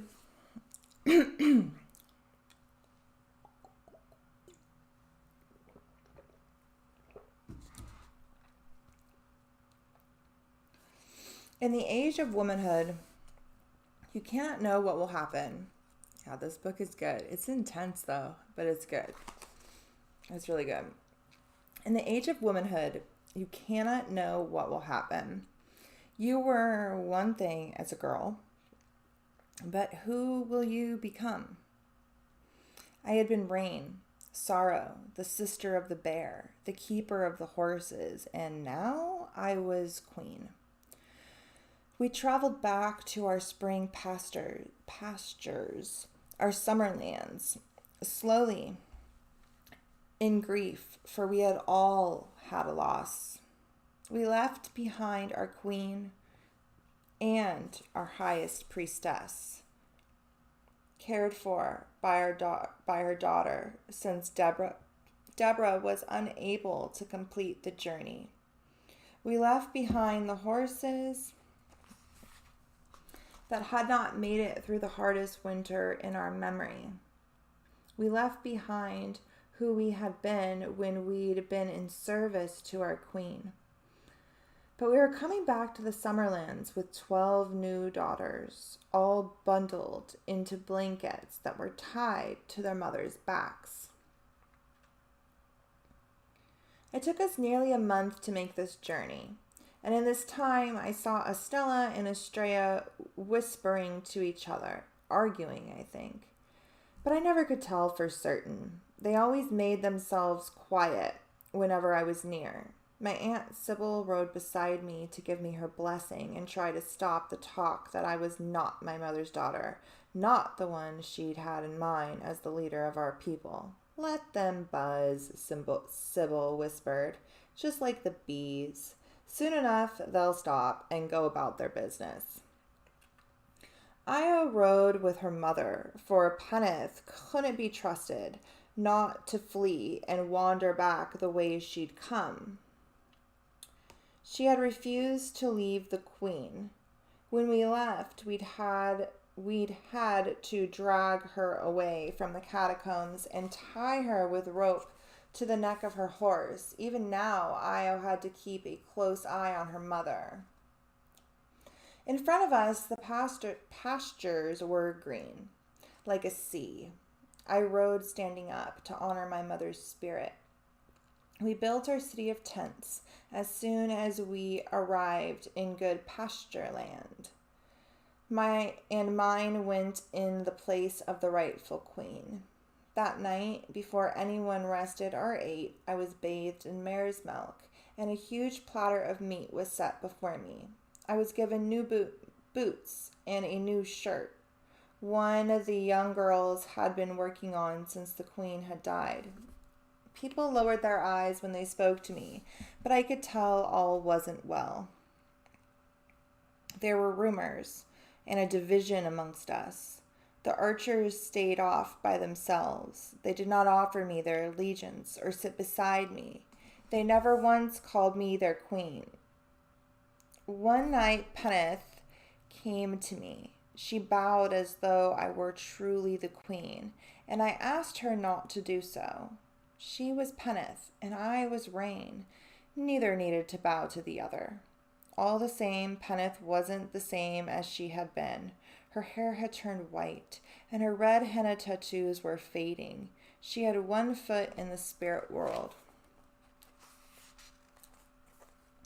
searching for her beloved queen, and the other foot in our world. One foot was searching for the queen, the other foot was in our world. Okay. They say you haven't even killed 3 men, Peneth said. I haven't killed 3. I've killed 6. The 4 who killed Usa, my bear, and the 2 in my first battle.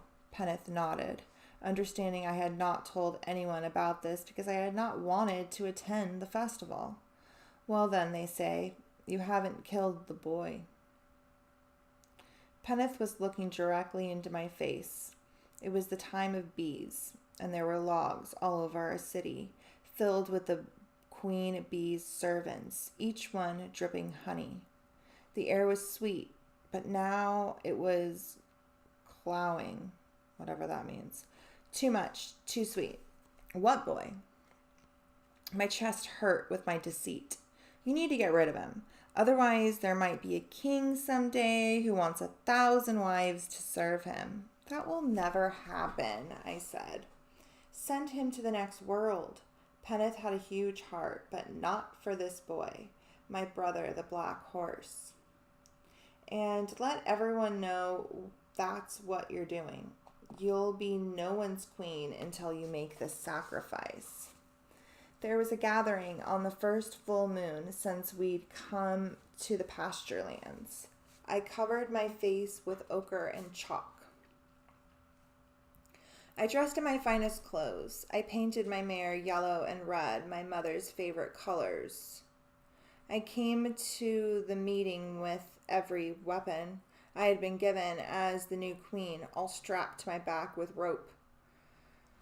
I am going off to kill the boy, my brother, who killed the queen. This is what you expect of me, and this is what I will do. My Aunt Sybil came to embrace me. A war cry went up, and I felt that cry in my blood. We will wait for you, Sybil said. But Estrella came riding up. You're so ready to be the queen, Estrella said. But once you said it wouldn't suit you. Perhaps you'd like another who's more sure of herself to step forward. Even Estella looked at Estrella, shocked by her nerve. I'm sure of myself, I said. At that moment I was. I knew what I was about to do. I had already made choices I hadn't expected. The decision of a queen. My archers would like to come with you, to serve you, of course.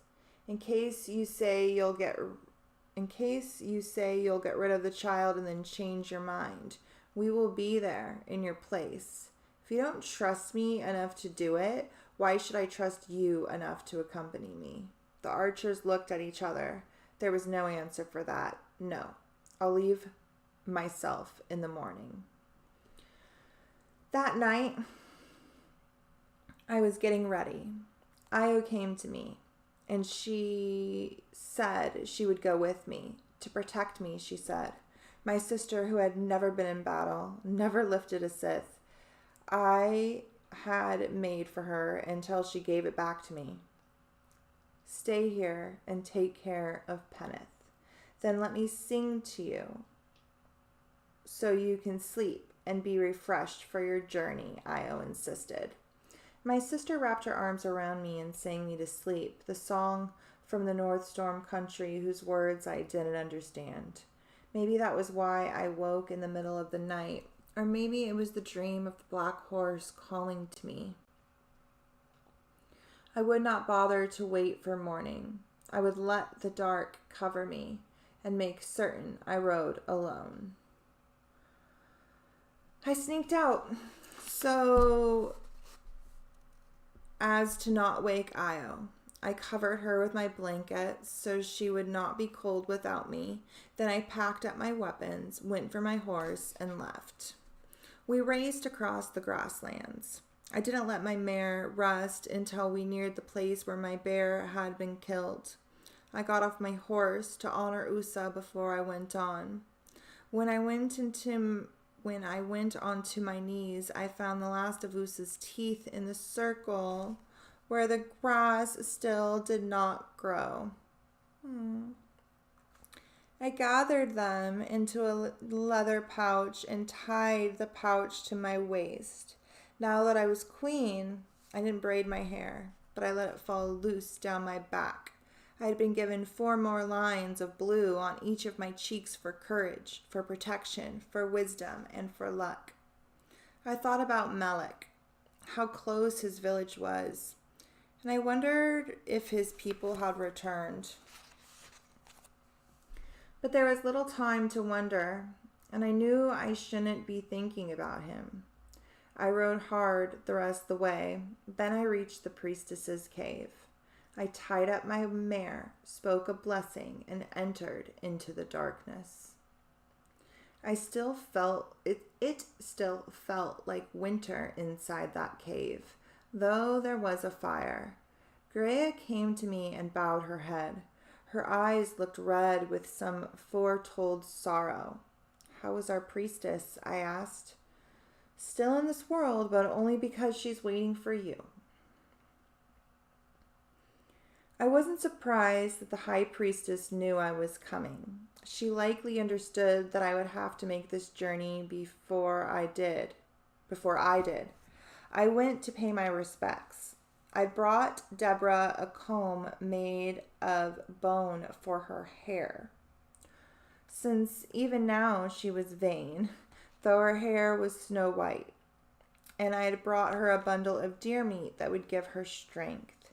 We dined together, and then I asked for the black horse, Anto, I think that's what we're going to go with. "I told you he was too weak to live," Deborah said. My face must have betrayed me because she laughed, but I made him strong. He's in his place. Anto was in his nook in the wall, bundled in a blanket. I could hear him making noises, more like a dove than a horse. Then I reached for him. He looked at me carefully with his yellow eyes. He was staring at me as though he knew me, perhaps from another life, perhaps from a world to be. Deborah's weaker than ever, but she dragged herself over, sat beside me as I held the baby. "Mare's milk can make any baby into a king," Deborah said, considering what we'd done. "They want me to kill him, and he's a baby now, nothing more." "That's what I did to mine." I looked at Deborah, but she didn't seem to notice. When I had a son, I had no choice. It was our way.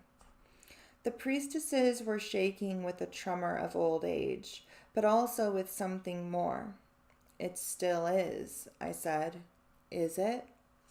I looked at Deborah and saw the girl she had been long before she became a priestess, when her hair was black and reached to the earth. He had been her first child, this son of hers, there in a time when she had no choice. She said she'd done it gently, not the way other women did, leaving baby boys on the steeps for the wolves and the ravens. She'd covered his face and sang to him. She'd been with him when his spirit went on. Even still, she dreamed of him every night. Oh my God, this book is heavy, dude. It may still be our way, but don't always change for bad and for good? The priestess asked me. Take a single arrowhead from those scattered around your mother. That will be the foretelling. It will show you the way. I thought about my own dreams. How in that deep night world it was always my duty to run with the black horse, not to trap or kill him.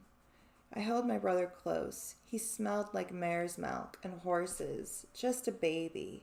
He studied my face. Maybe he was surprised to see yellow eyes so much like his. I think the baby knows what his eyes look like, unless there's like a bunch of mirrors all around.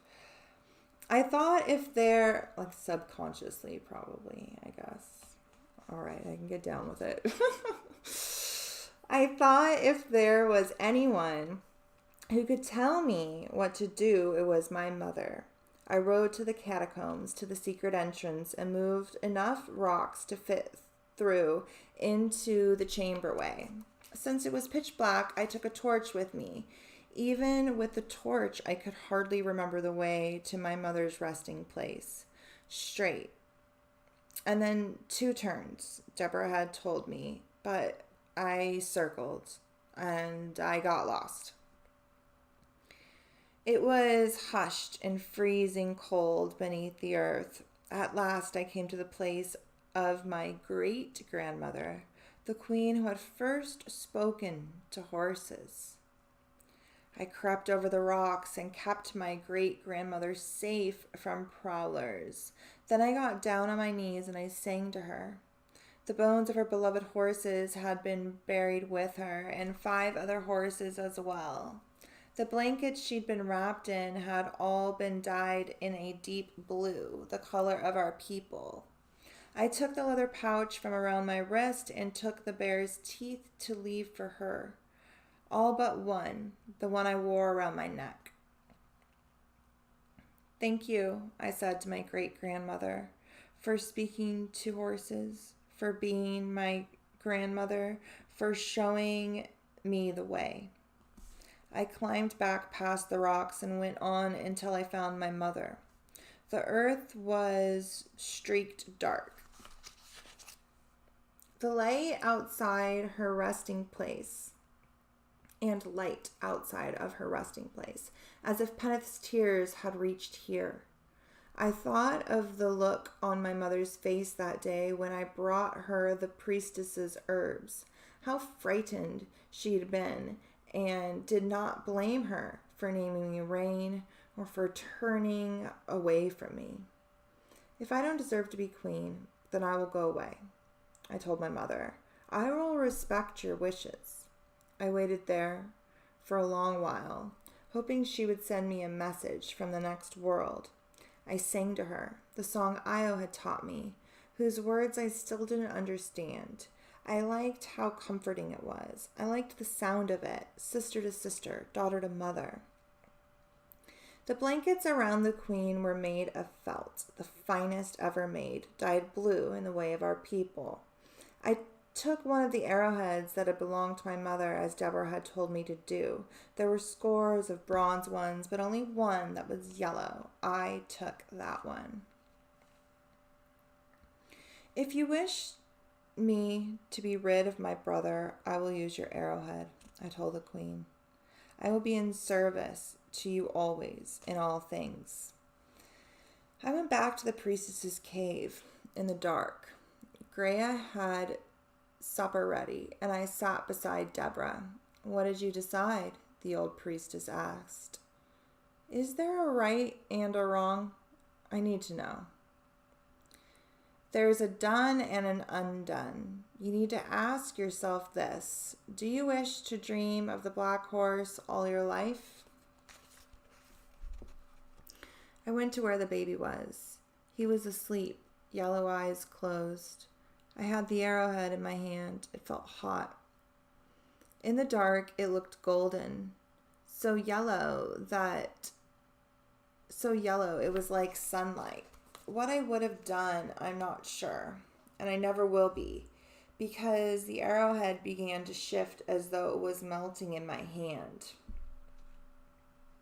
When I looked down, I saw that the metal had bent at the edge. Greya had come up behind me. You took the gold one. She clapped her hands. Deborah said you would. It's the only arrowhead that's not strong enough to pierce through human flesh. It's your answer, she said. Because of that, my brother lived. The priestess packed up his milk rags, a horn of mare's milk, his blanket sewn with black thread, and the leather strapping I looped over my shoulders so I could carry him close to my chest as I rode. I went east, beyond where we'd fought the people of the black horse's father. It was far past the boundaries of our land, for we'd chased them all the way back to the Black Sea. It took several days to get there, and Anto was good as any baby could be. My brother did not cry much, only when he was hungry, and I fed him as we rode. He was alive, no dream, just a baby, nothing more, black horse, and he stared at me as he sucked his mare's milk. I tried not to look at him. He was something I should not have named if I didn't want to care for him. A good baby with yellow eyes.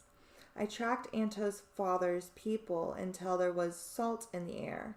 Salt clung to my horse and to me. Anto's father's people had become beach people and had built a city out of stones and shells. I waited on the higher ground above the shoreline, hidden by shrubs, until a boy came by. The boy stumbled into my trap, the sort you make for birds and rabbits. He was so startled he didn't move when I appeared from the bushes and cut him down from the net. I told him in words and motions to find me the man who had been taken by the warrior women and who then returned. The boy held up 2 fingers. Of course, there had been 2 men released that night. The handsome one was the one I wanted, the strong one. Only tell no one else I am here. I waited in the bushes, feeding Black Horse, wondering if a troop of warriors would come after me and if I'd have to kill them. I heard someone, so I left Black Horse under a thorn bush for protection. It was only one man who stood before me, the handsome one. He had stopped a safe distance away. He let me know his people did not intend to bother us again. In return, I told him I had a gift for him. Wait here. I went to get the baby. Your son, I said. The man made a motion that he didn't understand what I was saying, but I knew he did. He saw Anton's yellow eyes and mine as well. I wondered if this man might have known the one of the 50 cowards who had been my father. Take him away, the handsome man told me. He threw his arms in the air as though throwing Black Horse away. If the baby stays here, he'll be killed, the man told me. Haltily, in my own language, he has women's blood in him. I laughed at what a fool he was. Every man did. Her blood. The handsome man said. He spit on the ground. Then I saw him for who he was, another coward. Unless he wasn't worthy of our queen's child. He wasn't a fighter or a leader or anything worthwhile. I rode away and didn't look back. I hadn't said my brother's name before. Now I call him Anto. He was more than a curse or a dream. I sang him the song Io had taught me, and he grew quiet. I would not give him up to just anyone, leave him to the wolves and the ravens. This was what happened when you named someone. You couldn't throw him away. I think I know what she's going to do. Okay. I stopped at the place where the bear had been killed. I bowed my head and prayed for guidance. Then I looked up and saw a sign. Perhaps my mother had sent it to me, perhaps my great-grandmother, or perhaps the guidance had come from Usa, who had protected me when she was in this world and continued to protect me from the next. For there was another bear, a tiny cub, smaller even than Usa, that had been when I found her. Cubs are born in a time when the world is growing colder, even in warming weather. So I wonder if this cub had fallen from the great bear in the sky. Maybe it was a gift, as Usa had been. Wherever the cub came from, it was a fierce thing, male, a brother for Anto. The cub fought me when I picked it up, but it was starving and gave up the fight soon enough. It took one of the milk rags in his mouth and sucked the mare's milk. I don't think you are a horse, I told the bear. Remember what you are. I took a blanket and I tied it around the cub. Then I strapped it to my back. Anton opened his yellow eyes and stared hard at the bear. The ride was long and both baby and bear were grumpy. But in time, they both stopped howling and fell asleep. I could feel both of their hearts beating against me as I rode. I just whispered to my sister horse, "Take me where I need to go." My mare brought me to the grassy field at the base of the mountain where there were brass bells on every door. I waited in the field until Melik felt me there. He seemed to know when I needed him. I could see him look out his door just as I had called to him. When Melik arrived in the field, I was so tired I couldn't speak. I handed him my brother, showed him where the milk rags were for both bear and boy, then fell asleep at his feet. I trusted Melik with everything that was important to me, and maybe I was a fool to do so. All the same, when I woke, he was feeding my horse handfuls of tall grass. He had tied the bear cub to a small tree with a leather rope, and as for Anto, he was asleep on his blanket. "Would you like to have a brother?" I asked. By now, Melik knew much of our language. "I would like to have you," he told me. I laughed, but the laughter sounded sharp, like a rock against both of us, or an arrow, or one that could indeed pierce through flesh. "I know I can't," Melik shrugged, "so instead I'll take a brother." "The bear is his brother as well, so you'll have to take two, but let the one be a boy and the other be a bear." Melik came close to me. He knew I was now the queen. He saw the blue tattoos on my face, so fresh they still stung. "I will take anything you give me." Before I left, I gave myself to him. Not the way you did at the festival, not like that at all. There was no kumis to make me dizzy, no red flower paste to put me in a trance. There was no reason to be together other than what we felt. I'll see it tomorrow. I'm almost done, but yeah, this is really good. Okay. So she's not in a trance. There was no reason to be together other than what we felt. What that was cannot be put into words. Maybe only that on that day we belonged to each other, that we had found each other in a world where it was nearly always impossible to find what had been lost. I thought of Peneth and my mother, and I understood that love went beyond where we were. The snowfields and the grasslands, on into the next world, and the world after that. I made my choice. I had heard my mother, the queen, say to Peneth that a queen must always abide by her decisions. In that way, she finds her strength. In a few weeks, Malik and his people would be gone. They were wanderers and might not return. They would go their way, and I would go mine. That was the way it was meant to be, after all. My dreams were of my own country. There were 1,000 horses waiting for me, and 1,000 warriors as well. I could feel who I was in my blood. I had no need to change my name, to call myself anything other than what I was, Queen Rain.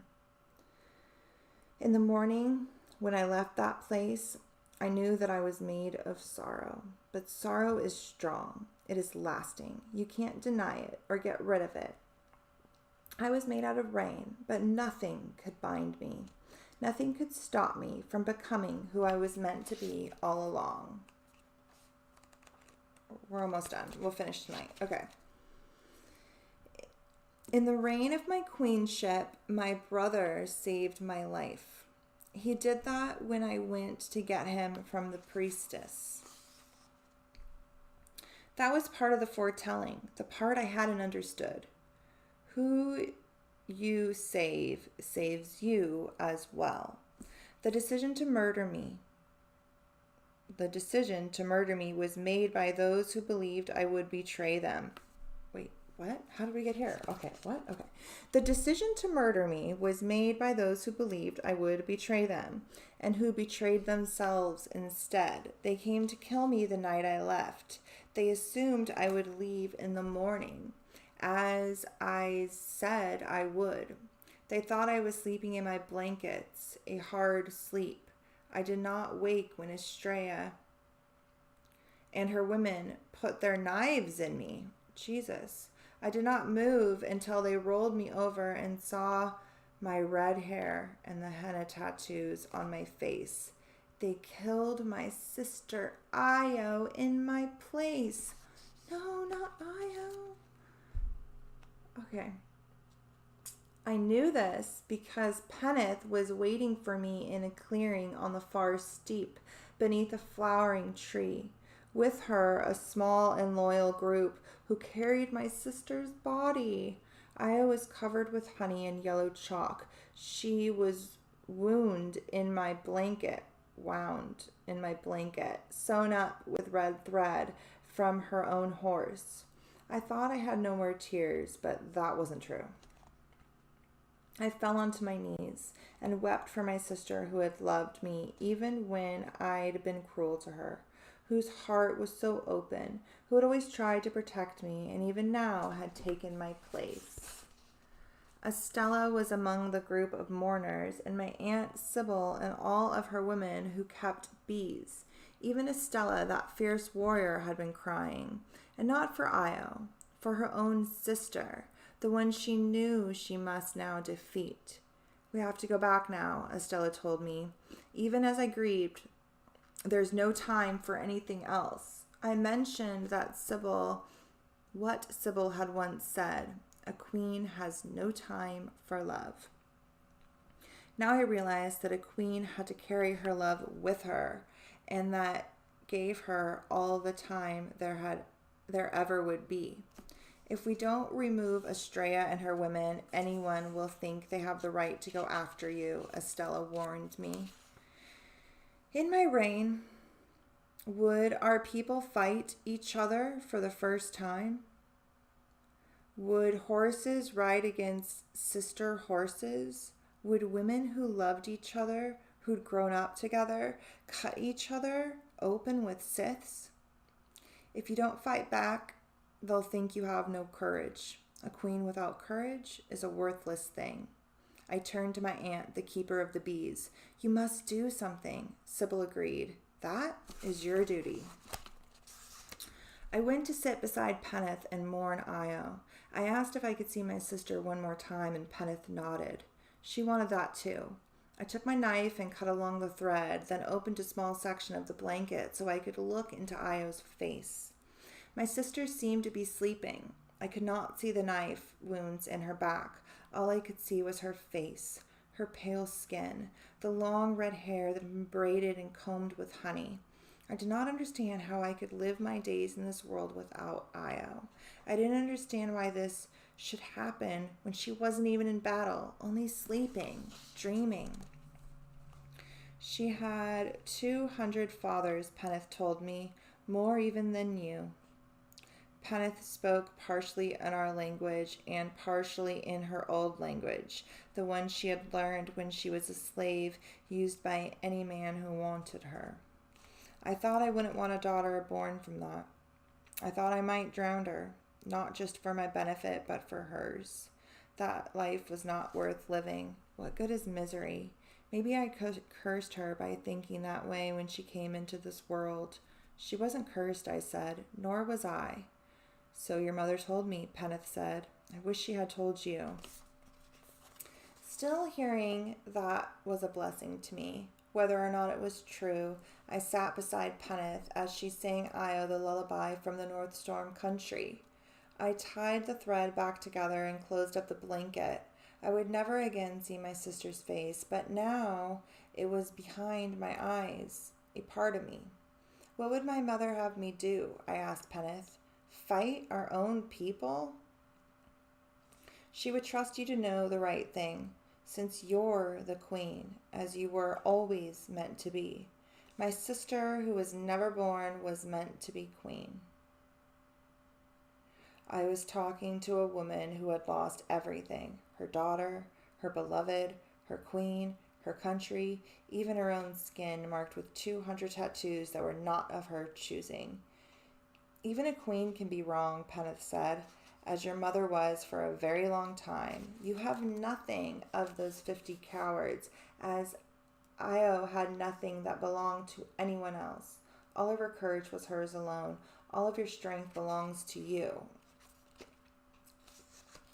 I went by myself to the place where my bear had been killed and asked for guidance one last time, but now the earth had been red, then black, then yellow again.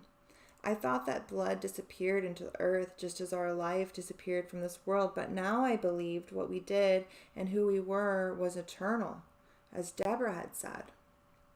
I honored my sisters, the bear, by chanting a prayer. Then I made my own decision. I knew what I must do.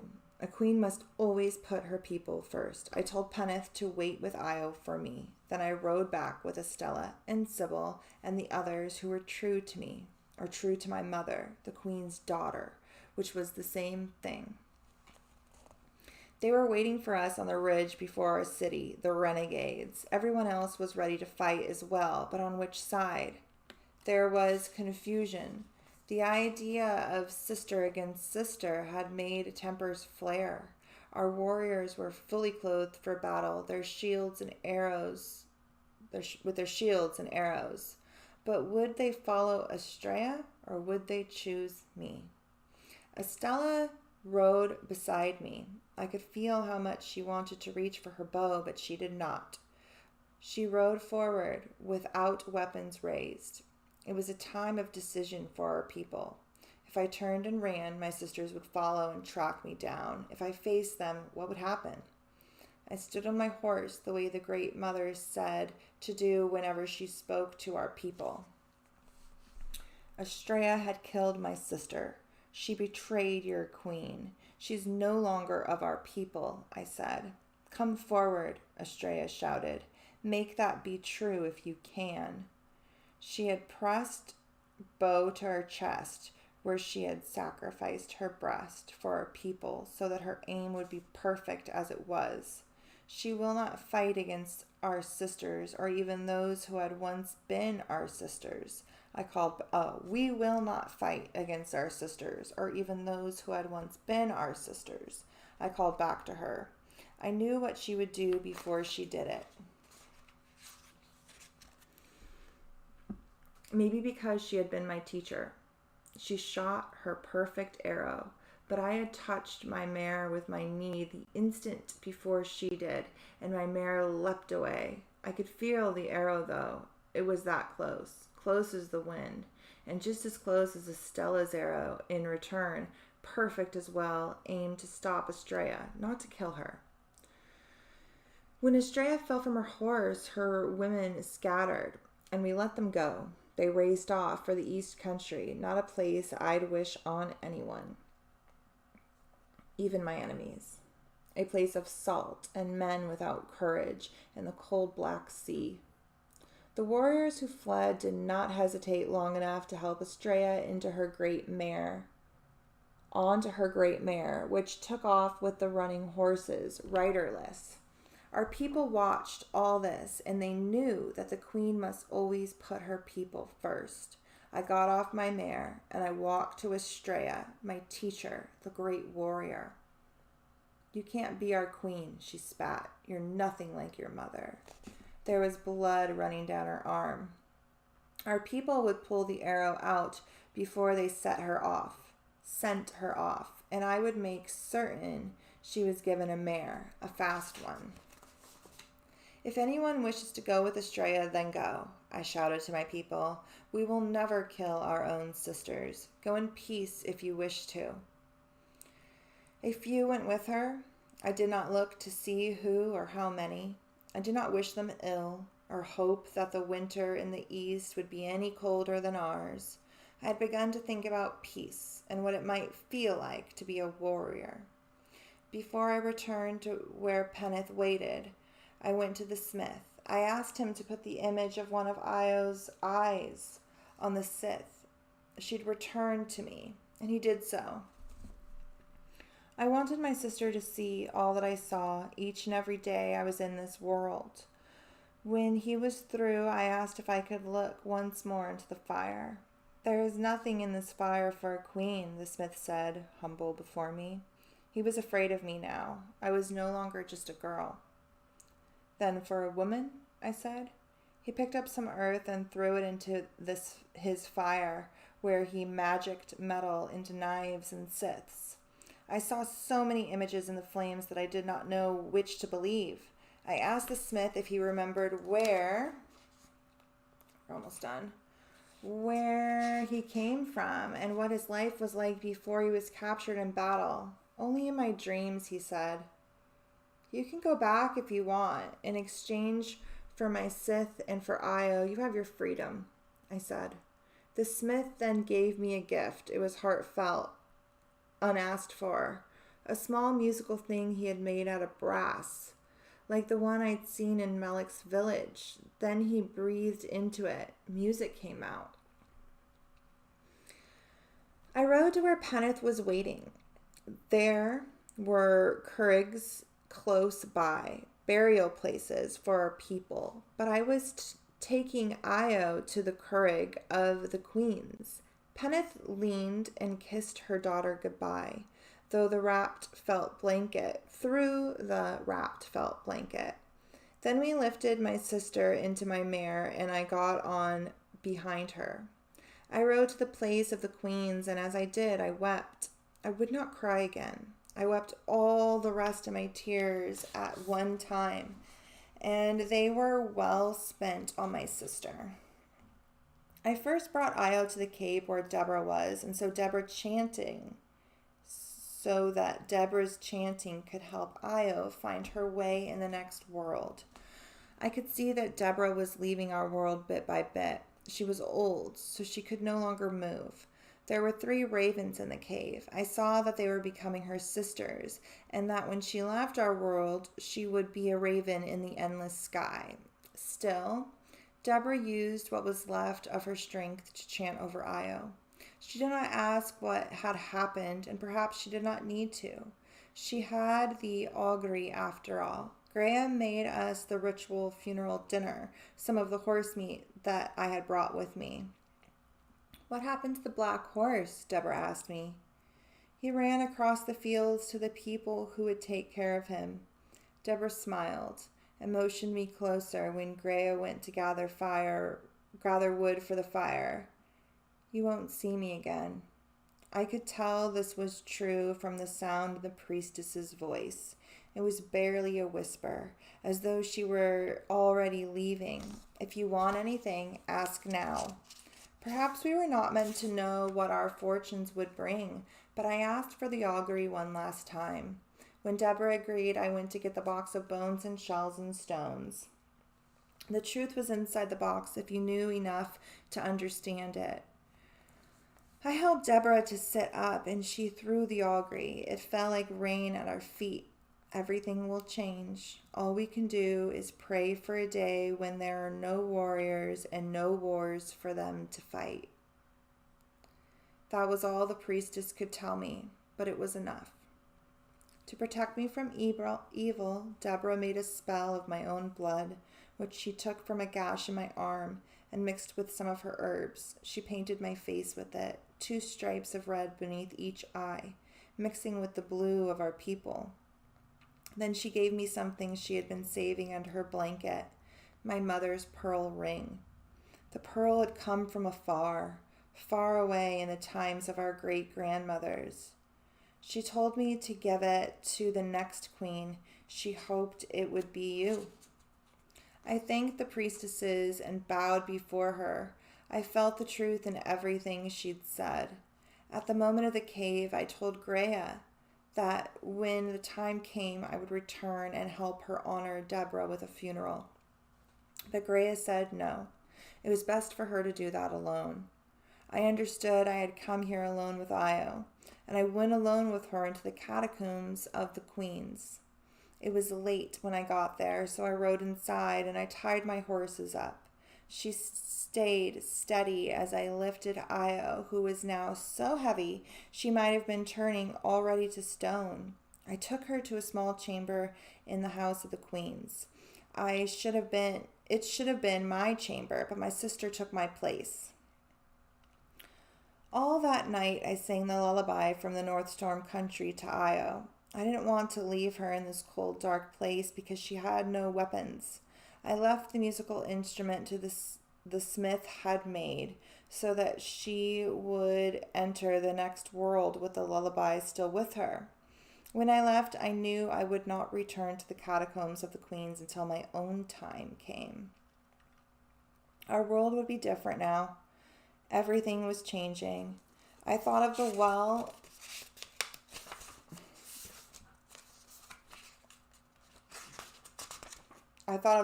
we would build in our city.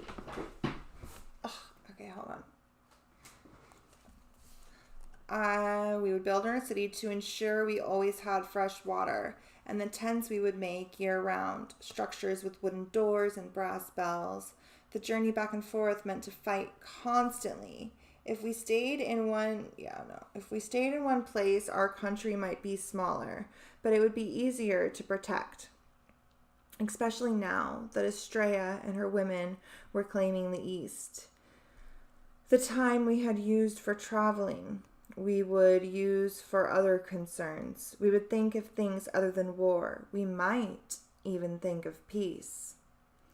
I thought of our breath and our blood, how eventually it would fall on the yellow earth and disappear.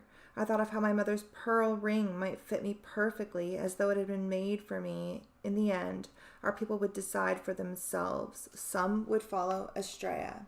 Some would follow me. Maybe that's how it was supposed to be. Each woman makes their own fortune, their own decisions. I stopped as I always did, at the place of the bear, but I didn't stay long. I had no time to think. I had no time to think of Melik or my brother or even my sister, Io. My people would not wait for me. My country could not wait. As for me, I was ready to return as the queen. I had made something out of my sorrow. I had stitched it together with a rope made of hair from the tail of my mare. I had used the bones of my grandmothers and my mother and my sister as needles. I chanted my gratitude all the way home. Thank you to my sister bear, to my sister horse, to the goddess above us. Thank you for letting me be who I am, for letting me ride into whatever fortune we made together. Thank you for letting me be rain and no one else. It was the ending of something. It was the beginning of something. I rode harder. I rode faster. It was my country, my time, my age, my beginning. I went across the yellow earth, over the black rocks, through the streams where the water was so cold you could never forget winter, into a place where the sky reached on forever. The end. That was good. That was really good. Oh, okay, well, I don't really have anything to say. That book was really good. I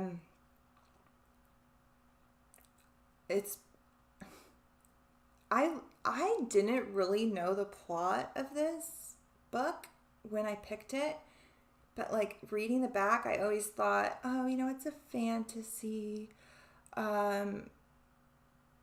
I'll read it during Pisces season. You guys know I'm always like so deep in so much research. And like the warrior archetype, I thought, that'll be good from Pisces into Aries season. But I didn't really realize how perfect this really is for this time of year, and this, particularly this year, because Aries season, and particularly this Aries new moon coming up, is conjunct Chiron. And so it's all about integrating these deep, deep, deep core wounds that, as you can see, span generation and generation and generation and generation. And our ancestors were dealing with some heavy shit all the way back to the start of time. And we have that running through our blood and our DNA. And this next moon is when we personally, internally within the self, can really process a lot of this. So we meet next week on Patreon to discuss the Aries moon, dive into the archetypes present. I will see you guys then. I don't know what we're going to read next. I have a book order coming from Tavis over at Etheric Circle. There's a novel in there that I might read next. Or I have a couple of different books that are like in a stack. So I'll see where I'm pulled. We'll go somewhere. But we'll start a new book next month. And I will see you guys later. Thank you so much for joining me. And have a great, rest of your week or whenever it is you watch this. And hopefully I'll see you over on Patreon for the Aries moon next week. The link to join is down below. Oh, and I should have said this in the beginning, but could you take a minute to like this video and subscribe to my channel? Because, yeah, I'm supposed to ask you to do that. Thanks, guys. And, yeah.